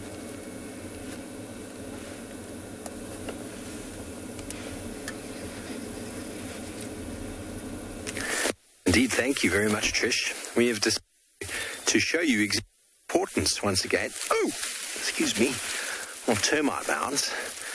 I just find myself clambering through this termite mound, and I'm standing on top, just like the lions were earlier, but surrounded by incredible trees. Now, these big trees we have growing out here, I can count 1, 2, 3, 4, 5, 6, more than 15, 20 jackalberry trees that are growing out of the termite mound. And they regard jackalberries as, they call them a phreophyte, so a tree that loves water. And here we have, once again, large fungus-growing termites created this very big mound. And the fungus termites need moisture. They bring moisture up from the bottom. There's humidity inside. They keep this as a very nice greenhouse effect inside. They keep it very moist and very green. And these trees, jackalberries, are pretty much green throughout the year. And they access the water table deep down below the ground through these termite burrows. So it's a very, very important part and element of this environment. So not only do we find many animals utilizing these burrows for hiding inside, but we also find trees growing on them. Some digging has happened on the side here. There's evidence of what we call aardvarks. Some people refer to them as ant bears, but they are actually aardvarks, and they look for termites. They feed almost exclusively on termites and also on ants, and they will dig into these termite mounds with very powerful claws and dig up very nice nutrient-rich soil. This soil has been processed by the termites. It's got lots of nutrients, got lots of calcium from the termites' bodies, and it's nutrient recycling at its best. But the termite mound itself is very, very hard. To try and access that with your own nails or own claws would be very difficult. So many animals will utilize burrows that have been created originally by aardvarks to then access further in and deeper inside. And once inside, there's all sorts of cavities and chambers that the termites themselves are using for the growing of the fungus, for the building up of gas, for the breeding chambers, for the queen. So many things inside. And what they say, what you see above ground, 2/3 below. So a magnificent element to the environment, and something that's very common here in our granitic soils here in the sort of western parts of the Kruger. But the soil underneath, I'll be able to show you the difference between what I've got over here and what is actually on the surface. See if we can show you. There's a bit of a difference. Now, the granitic soils here are quite sandy. Quite sandy. Okay, that's looking quite similar there, actually. I wonder if there's going to be a difference. It's actually looking very dark. In fact, we're sitting at a low-lying area right now, so this soil has been pushed down the landscape. A very different degree here. This is lots of clay being pushed down from the sediment flowing down the hill, where this has been sandy soil being processed and nutriently changed. And both are quite different. Both have moved, one being from erosion and one being from the termite activity. So very, very nice. Soil is everything, everybody. The soil determines the trees, determines the amount of moisture that it will hold, determines the plants. And with the trees and the vegetation is the habitat. And once you know the habitat, you can find the animals you're looking for.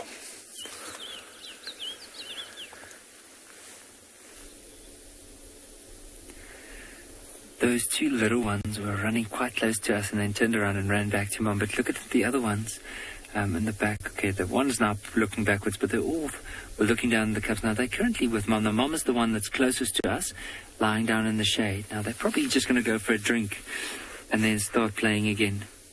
But they are very, very playful today.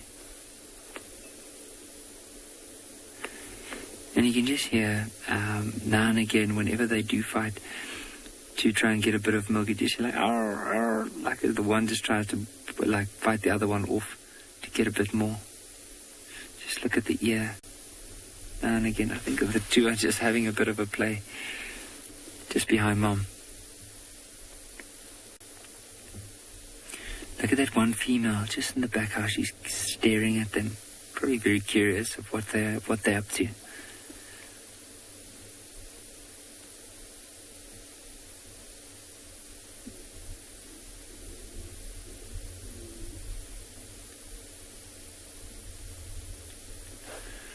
I won't even be surprised if that one tries to climb the tree. Especially the young male. I've seen him trying to do it quite a few times.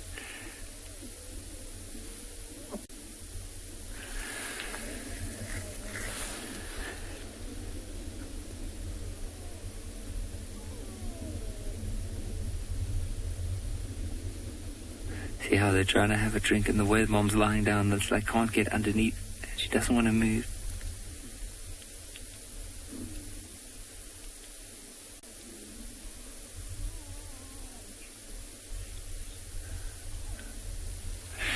She doesn't want to have any of it. Look at the youngsters now. They're trying to soften up Mom, like rub their tail through her face. Like, come on, Mom. Okay, I'm going to try this side now. No, nothing. She doesn't want to budge.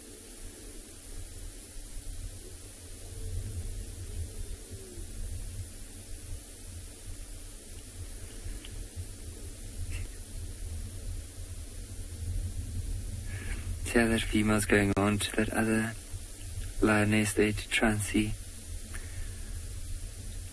if she can get a drink there. But she's going to get a hug more than anything.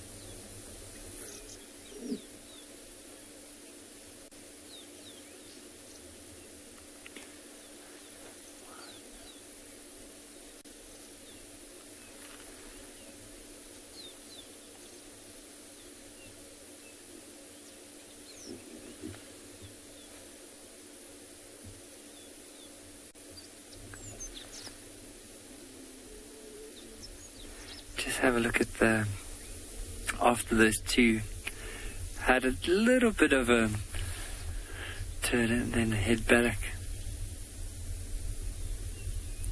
But no, there was a very good question asked, but I couldn't exactly hear, I could just hear something about a kill.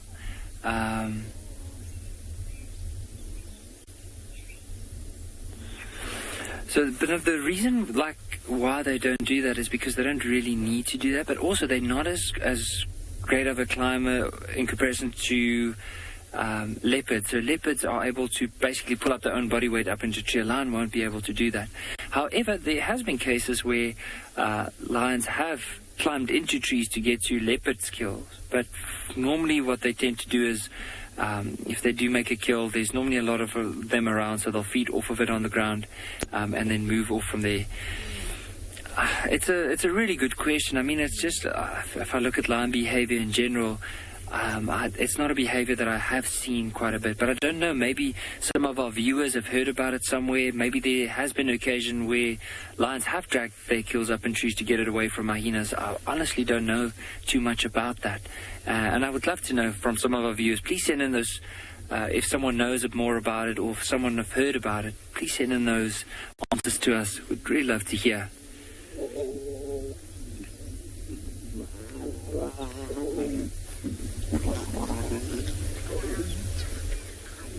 See, those little ones are getting too feisty now, and they're just trying to have a drink, even while Mom is standing.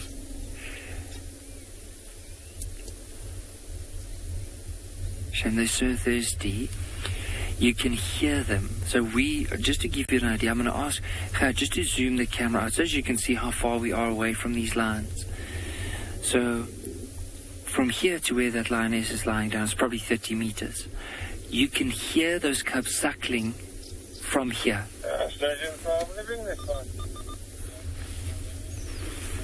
So it tells you that they are really thirsty, and that's probably why Mom is getting so irritated, because they're both trying to get as much as they possibly can. Instead of doing it gently, of course, if one bullies the other one, they won't just let go. They'll hold on to it and probably even bite with their teeth, and that's when Mom eventually will like snarl at them or even stand up.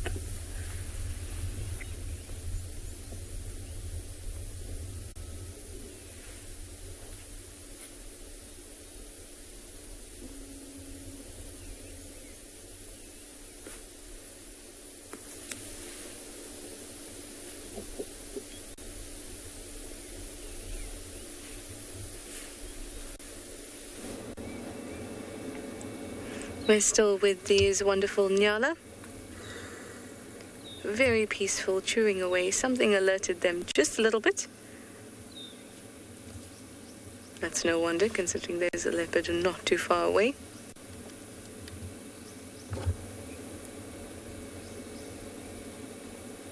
But they're still very relaxed and feeding.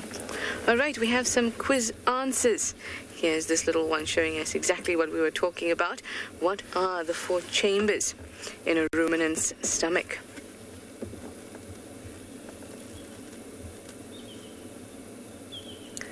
Claire, you say the chambers are chambers 1, 2, 3, and 4. Can't say that's incorrect. But well done, Claire.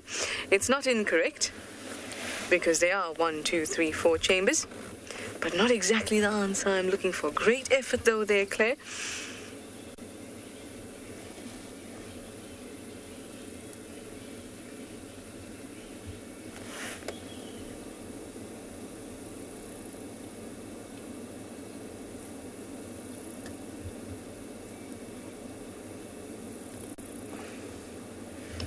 I'm just going to grab that again. I didn't quite hear that one. But this person did get it correct. Linma, well done. You say the rumen, the reticulum, the omasum, and the abomasum. Well done. Well done. You are 100% correct. The rumen is the largest of the compartments, and that is where all of the microbes actually are. And it's kind of a liquidy area.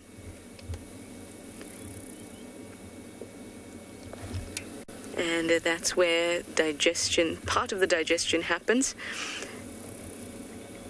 And then animals use the reticulum to actually contract and force the food particles back up into their mouth so they can chew it again. We call that cud, and the process is called chewing cud. And that's also where these microbes ferment, and they make volatile fatty acids, and then it can be absorbed from that fermentation. Then the reticulum, like we said, is that small bit in between, and that contracts to allow any coarse material to come back up. And then we have the omasum and the abomasum. The abomasum is kind of most similar to a non-ruminant stomach, so most similar to your stomach. Excuse me. A little insect just flew into my mouth. At least that means that spring is here, right? That's a bit better. So the abomasum is, in fact, the stomach that is most similar to ours. So it has hydrochloric acid in them and other digestive enzymes, just like our stomach does. And the omasum, which is before that, has this kind of, we call it like a book. It's got pages, so it maximizes the surface area. It's got these little leaves, and that's where water and other substances that are part of those digestive contents get absorbed. And those are our 4 chambers of the stomach. Luckily, I'm not choking anymore.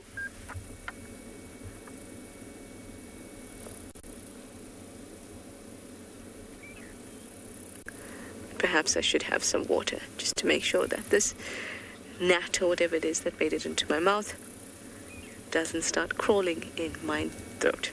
That's always my fear. Anyway, I'm a non-ruminant, so it's not going to do very well. It is going to do very well. But these guys are now chomping away. Let's leave them to it as we learned a little bit more about their digestive system.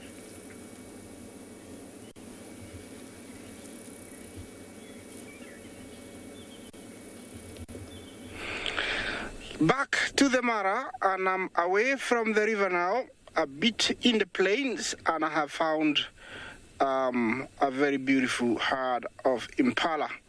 There is a young male, about maybe 1 year.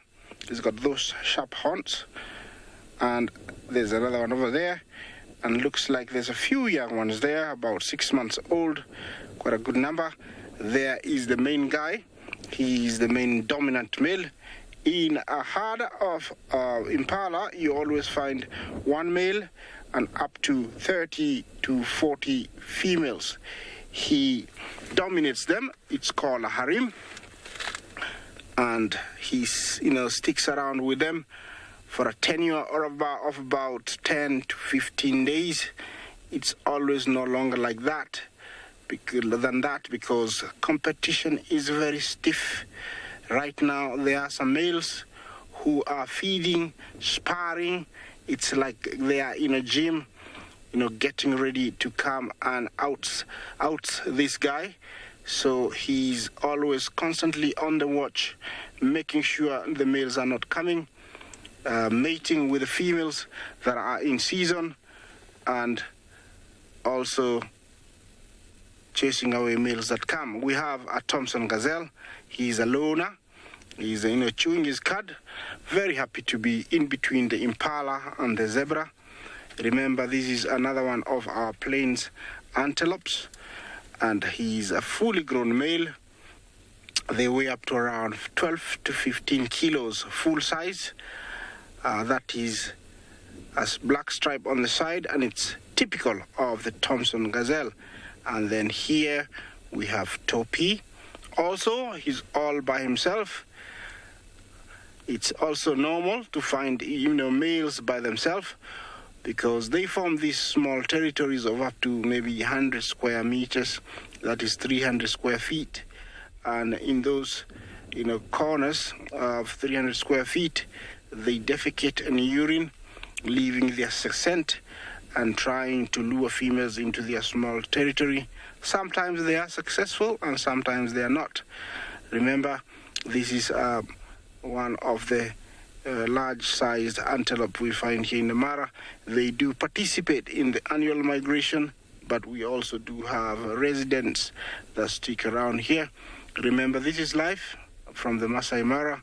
It's a beautiful morning. That is the scene of the Olololo Syria escarpment plus Chris, thank you for your comment. Those impala are huge. Yes, they are huge compared to the impalas in Botswana and Southern Africa. Our impala here in East Africa are very, very big, and I think the main reason is the soils and the abundance of very many shrubs and grasses, slightly more than what you come across in Southern Africa. Even the horns of the ones here are massive, they're big. Surprisingly, this herd is not as healthy as I would expect. If you look at the male's fur, it's slightly looks sickly, I would call it. He's been sick, I would say. If you look at the second one to the left, the skin is rather shiny and you can tell he's healthy. If you look at the first one, it's scruffy and fluffed up. It's not as healthy. In the back one, the male is also the same. So there's something going on with this herd, and usually you find more than, those 8 females. I don't know if they're 8. You find more. Always, there are very many. So I'm going to leave them. Maybe they're finding something that they highly need on that patch. I'm going to move on, and I'll catch you down the road with more, comments and questions, and maybe I'll have something else to share. The whole idea is always to keep moving because you don't know what you're going to get around the corner. I've stayed put by the Mara River bank, and I got that small little herd of wildebeest, and not sure whether they want to come to the river or not. And if they do, they might come for a drink or even choose to cross. Who knows? It's not the same spot it was before. I moved upstream like another 300 yards, 300 meters or so, to find out if anything would be happening. And I saw or found this group just running and playing along the riverbank. And as soon as they got that close, they stopped. I mean, if they have crossed the river before, they know the dangers involved. So they have to pause and make that difficult decision to plunge themselves, because maybe not all of them will make it across.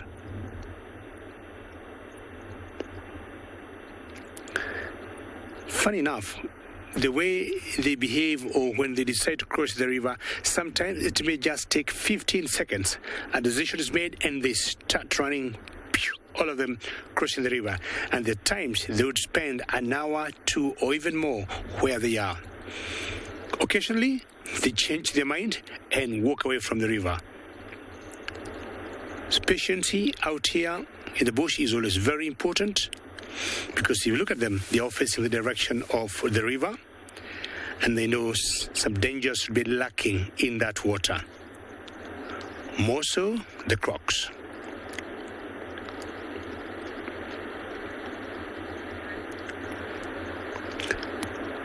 I'll stay here because they might surprise us with a cross. Who knows?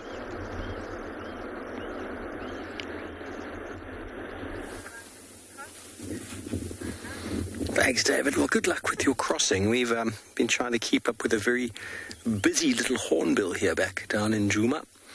And after the rain, everybody, the top of the ground would be a little bit saturated, so a lot of insects would actually have come out onto the top. And there, it looks like it's found itself a worm. Oh, very good. So the birds that are able to walk along the ground and just peck at the floor, I don't know what that is actually, are able to catch all sorts of insects that emerge from the rainfall. And then birds like this hornbill also can practice a behavior known as leaf tossing.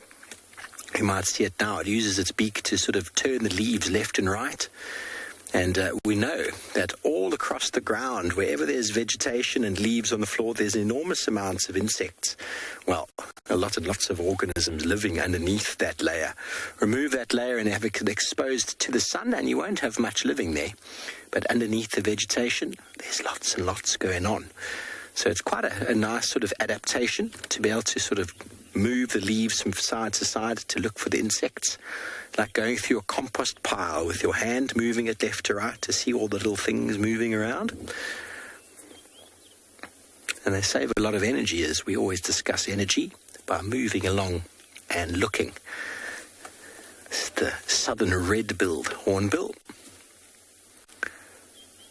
Come on, show us how it's done.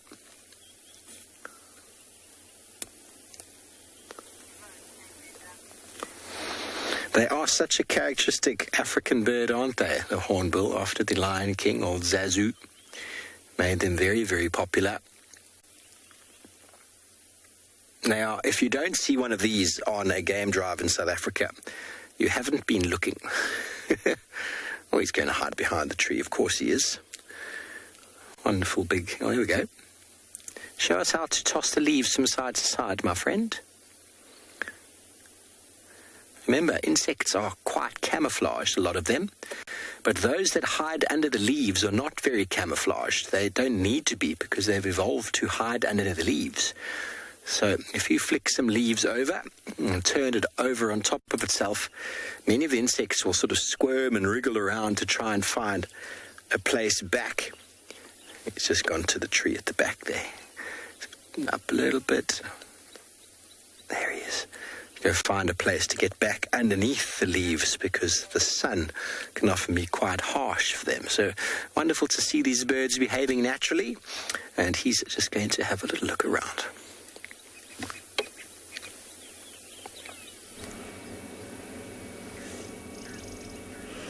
It's always nice at this time of day to do a bit of birding, and here we have what looks like a cardinal woodpecker. Yes, we see a streaked breast and then barred back.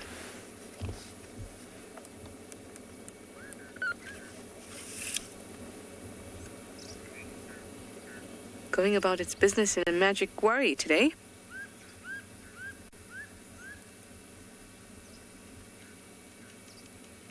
Have a good look at its head, you'll see that it is a male. It's got a red head with this brown kind of forehead.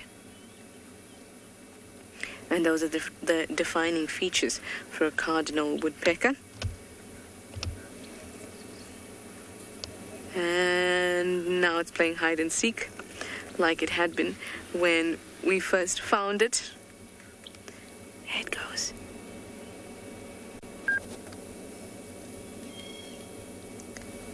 That red crown really makes it easy to spot. Oh, well done.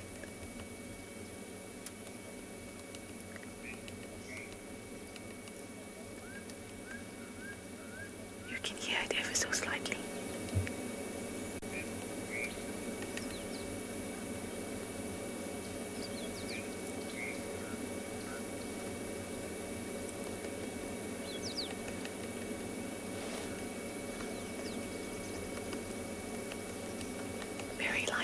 So it's trying to peel off that outer bark so it can get some really nice grubs from beneath it. Beetle larvae, and wood borers and things like that. It just loves.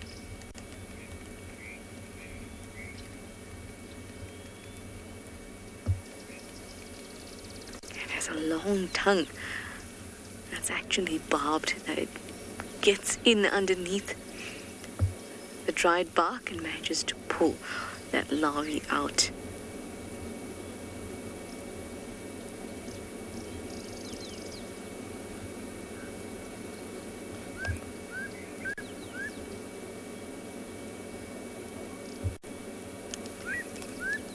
when you hear it going about its work and see it going about its work, you think, whew, it must invest a lot in headache tablets. But luckily for it, its brain is cushioned by the musculature that actually extends to its tongue.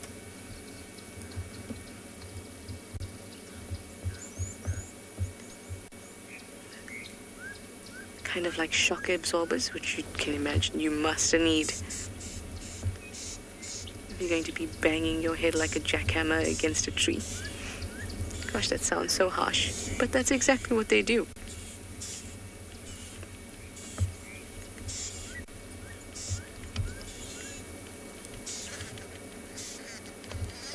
These guys are quite small. The big one we get here is the bearded woodpecker, which is about 80 grams or so, and these guys are about 30 grams. So substantially smaller.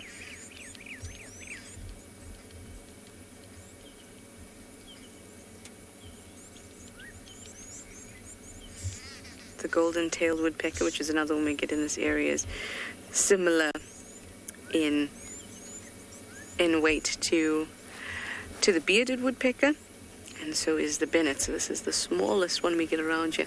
30 grams. Tiny little thing working away, banging its head against some branches.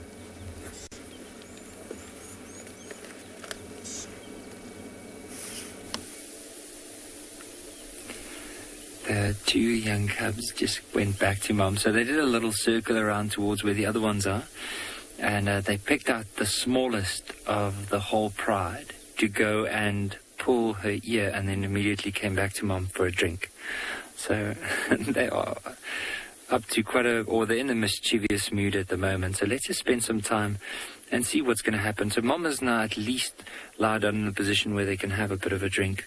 The young male was drinking while the female moved around and she was teasing the others, and then the young male joined up and then came back immediately when he saw mom moving. You can see the young female's getting up again.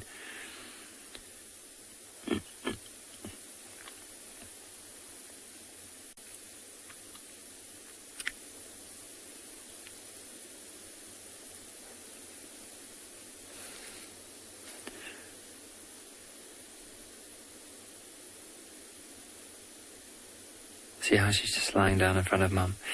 And what is always crazy, like I know I sometimes say, like, just imagine, but just picture this.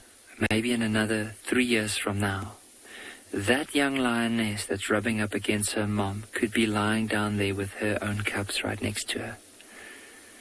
And that's the beauty of being able to follow animals like this and see how the prides change, how their dynamics change, how they grow up, where they eventually would move off to. And especially with this young female, but we know that she'll probably most likely be with this pride if she manages to survive. With that young male, he'll have a different future. He'll probably be pushed out, but the question is, where would he go? See, immediately, as mom turned around, there was a gap that opened up, so the young female took that opportunity.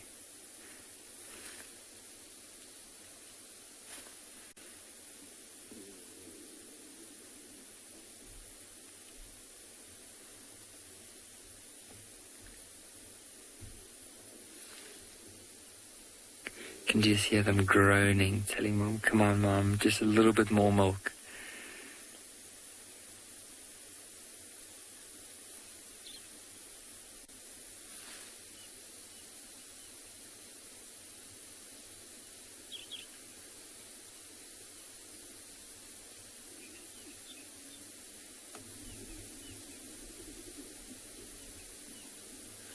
Have a look at these little ones, how they are lowering the ears. So that's definitely a bit of competition between the two.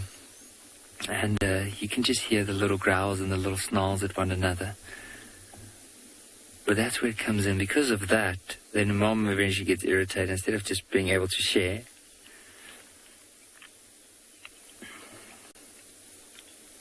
So then they'll basically go on for another 2, possibly even 3 months. And then from there on, mom will start weaning them off, because also their teeth become so sharp, they become so strong that it really hurts her. So for now, they are able to eat meat and drink water. The milk here is just a little supplement that they are taking, just to be in order to keep up with the pride, especially if they do move quite far distances. But it's not going to be long now.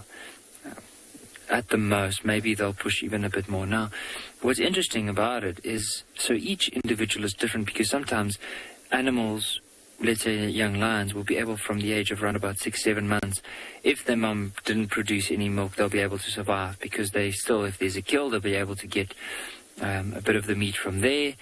If there's some water, they'll be able to drink the water. But I have also seen lions that are close to 1.5 years that still will lick the mom to try to stimulate the milk in order to try and get some milk. But it's not something that you see every day. But you can also see like how these two in particular, imagine now in another 2 months how big they're going to be in comparison to now. And so then there might be more competition to try and get milk. So then mom might tolerate it less. So basically just slowly but surely from now on going forward is where she will start weaning them.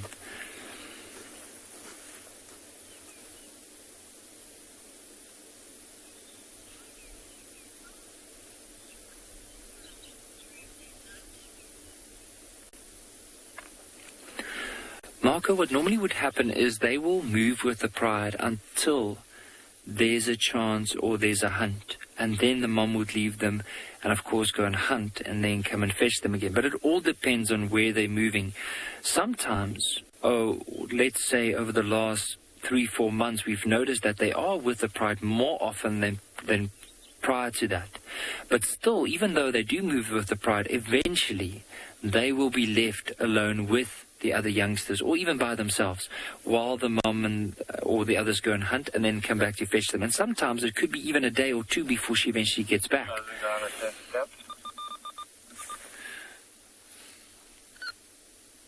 So, and the thing about these lions, they're really hard animals. Even though they look so cute and delicate, they are strong. And that whole willpower in order to try and survive is there. And so they'll basically do anything in order to survive and patiently wait. I mean, when mom leaves them in an area, there's no water, there's no food, they'll stick there until she comes back and fetches them.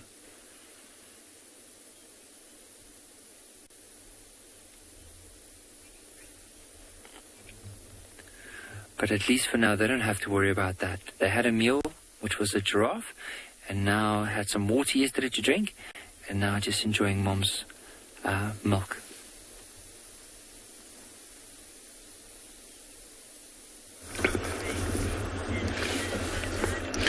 Well, typical of lions, once they have a meal and maybe something to drink, that's more or less how are they going to behave, just being flat and taking it easy. Now, my wildebeest, as I just guessed, may stay there for a few seconds, either decide to cruise or a couple of hours before they cruise, or my other guess was walk away.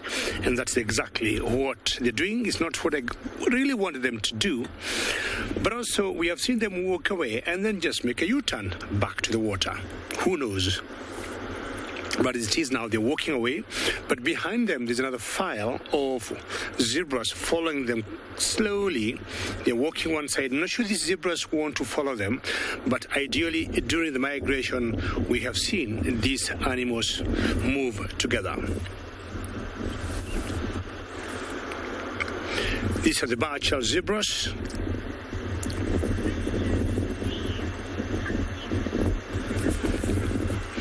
Steve, we would like to know how deep the water is at this crossing. You'll be surprised, it's just about 1 meter, Steve. That's like the depth currently at where we are. If Steve, you saw the crossing yesterday, that point was more or less the same, but so much, so many of them died on that crossing. Not because of the depth, but by the virtue of having a very difficult or steep bank on the other side. We had some rains yesterday, not where we are in the MAASAI Mara. We had some little showers, but the source of this river, we had more rains than where we are, and that has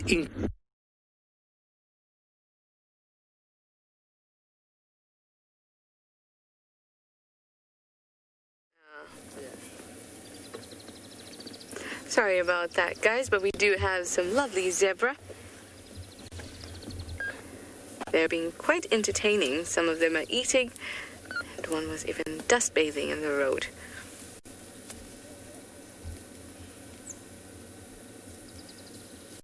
Enjoying some grass there. Now these guys are adapted to eating that long, kind of wiry grass, tough grass, but they'll also really like newly emerged and fresh, juicy stems. There's a little bit of that around at the moment.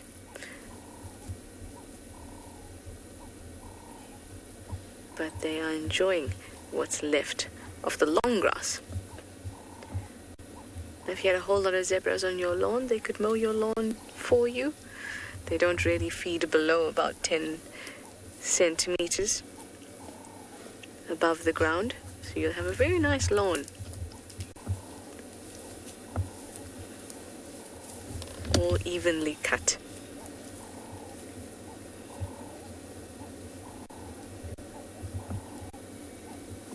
Their stripes are truly dazzling.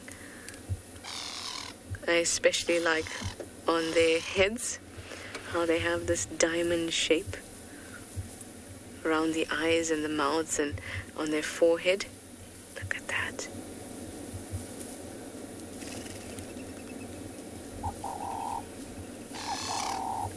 Just so beautiful. There's so many patterns that you find in the bush and in nature.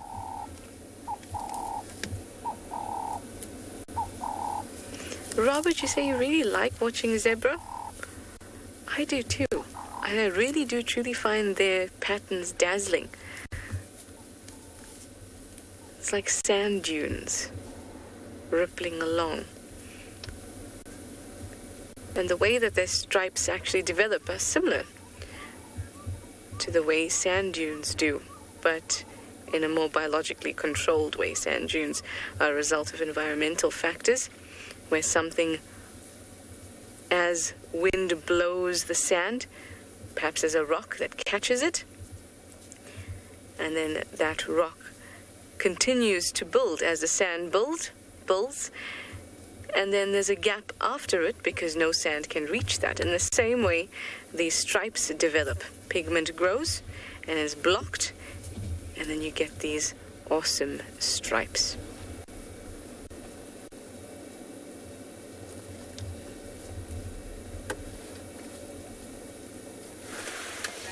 Thanks, Trish. Well, how wonderful.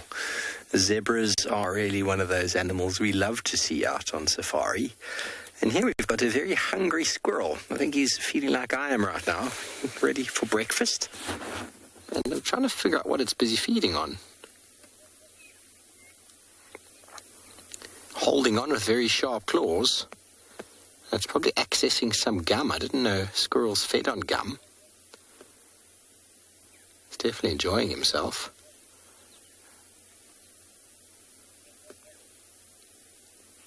So we spoke earlier, last time you were with me, we were talking about habitats, and we spoke about termite mounds and trees growing out of termite mounds, and another very important habitat are these riverine areas that we now find the squirrel in.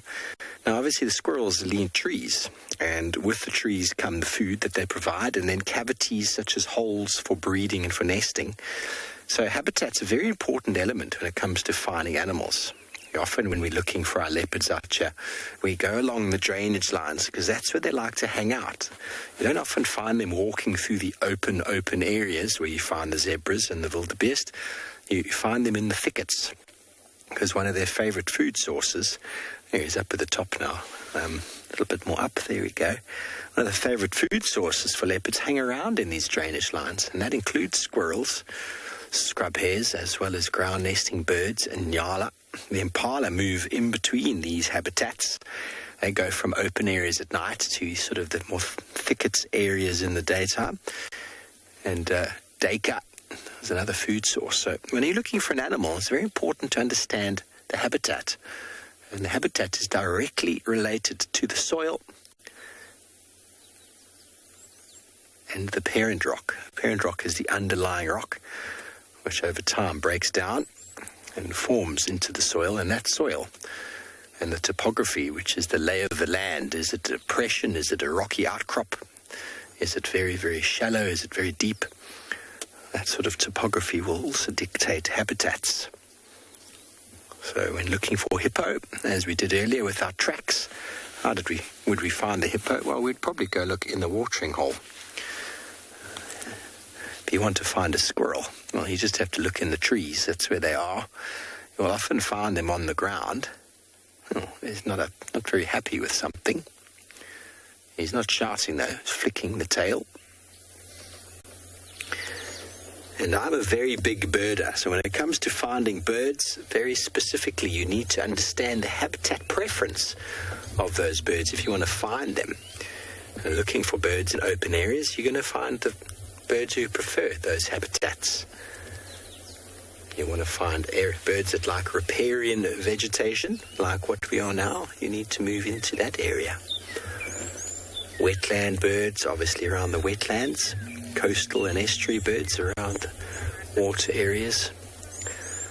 Okay, so I hope that little story about habitats has helped to explain things.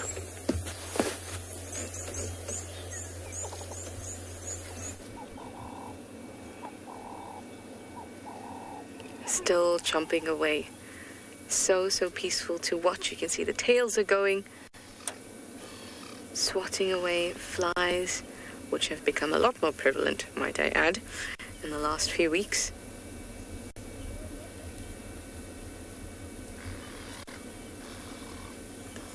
Really nice. This is the same herd that we've been seeing around Djuma, with the one younger individual. And I think there's one female in here that's also pregnant, or she definitely looks it. And I can't see her at the moment.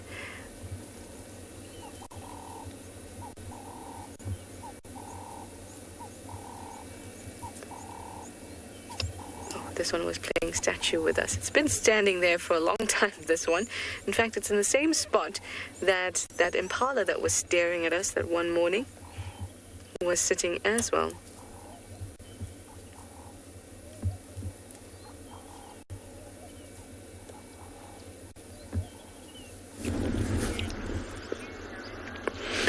Well, we have remained in the same position we were. We just moved a few meters downstream again, and we came to these huge amphibians here.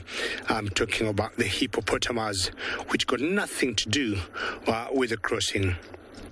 But being, during the day you get them in the water, because we all know that when it gets too hot for them, they may easily die.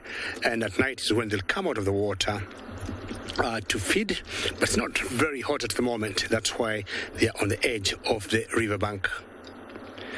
Look at the beautiful Olololo escarpment that I was talking about earlier. My wildebeest have moved a little bit far away. You can see now where they are. And this, it's beautiful. Nobody would not, love to see this. Now, they may be there for a couple of minutes, then again, as I say, do a U-turn, come back towards the river, either have a drink or just come and cross to the side we are. Can hear the river. There's a giraffe in the background. Good job, Bungay. Bungay is the gentleman on the camera, maybe two of them. And this is the beauty of the African bushes.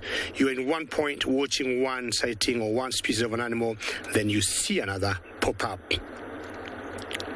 We're not surprised to see even maybe a lion coming from nowhere and trying to catch any one of those wildebeest there. Come have a drink. Come cross if you wish. But it's a pretty small number. We need masses so that they can build a lot of pressure. And this has been a very, very good day. Great morning for all of us, here in East Africa and in South Africa, with all the animals you've seen. Lions, leopards, all the wildebeest. What a day it has been. Giraffes, just name it. Well, I would be very happy to thank all of you, and we'll be seeing you again, same place, same time tomorrow morning. And for our regular viewers, see you this afternoon, same time. Thank you for joining us, and goodbye.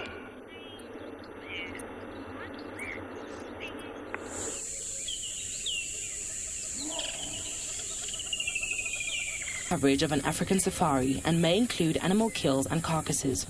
Viewer discretion is advised. A warm welcome to all our viewers that are tuning in currently on this live safari. You'll have a look and see that we are currently watching a pride of lions. And right off to the right is a white male that's just yawning, and in front of him, a young cub moving towards another white lion, which is a younger female. But this one looks like it might be stalking a sister who's currently standing on top of a branch. So I just want to encourage all our viewers, come join us on this live safari here in the African bush.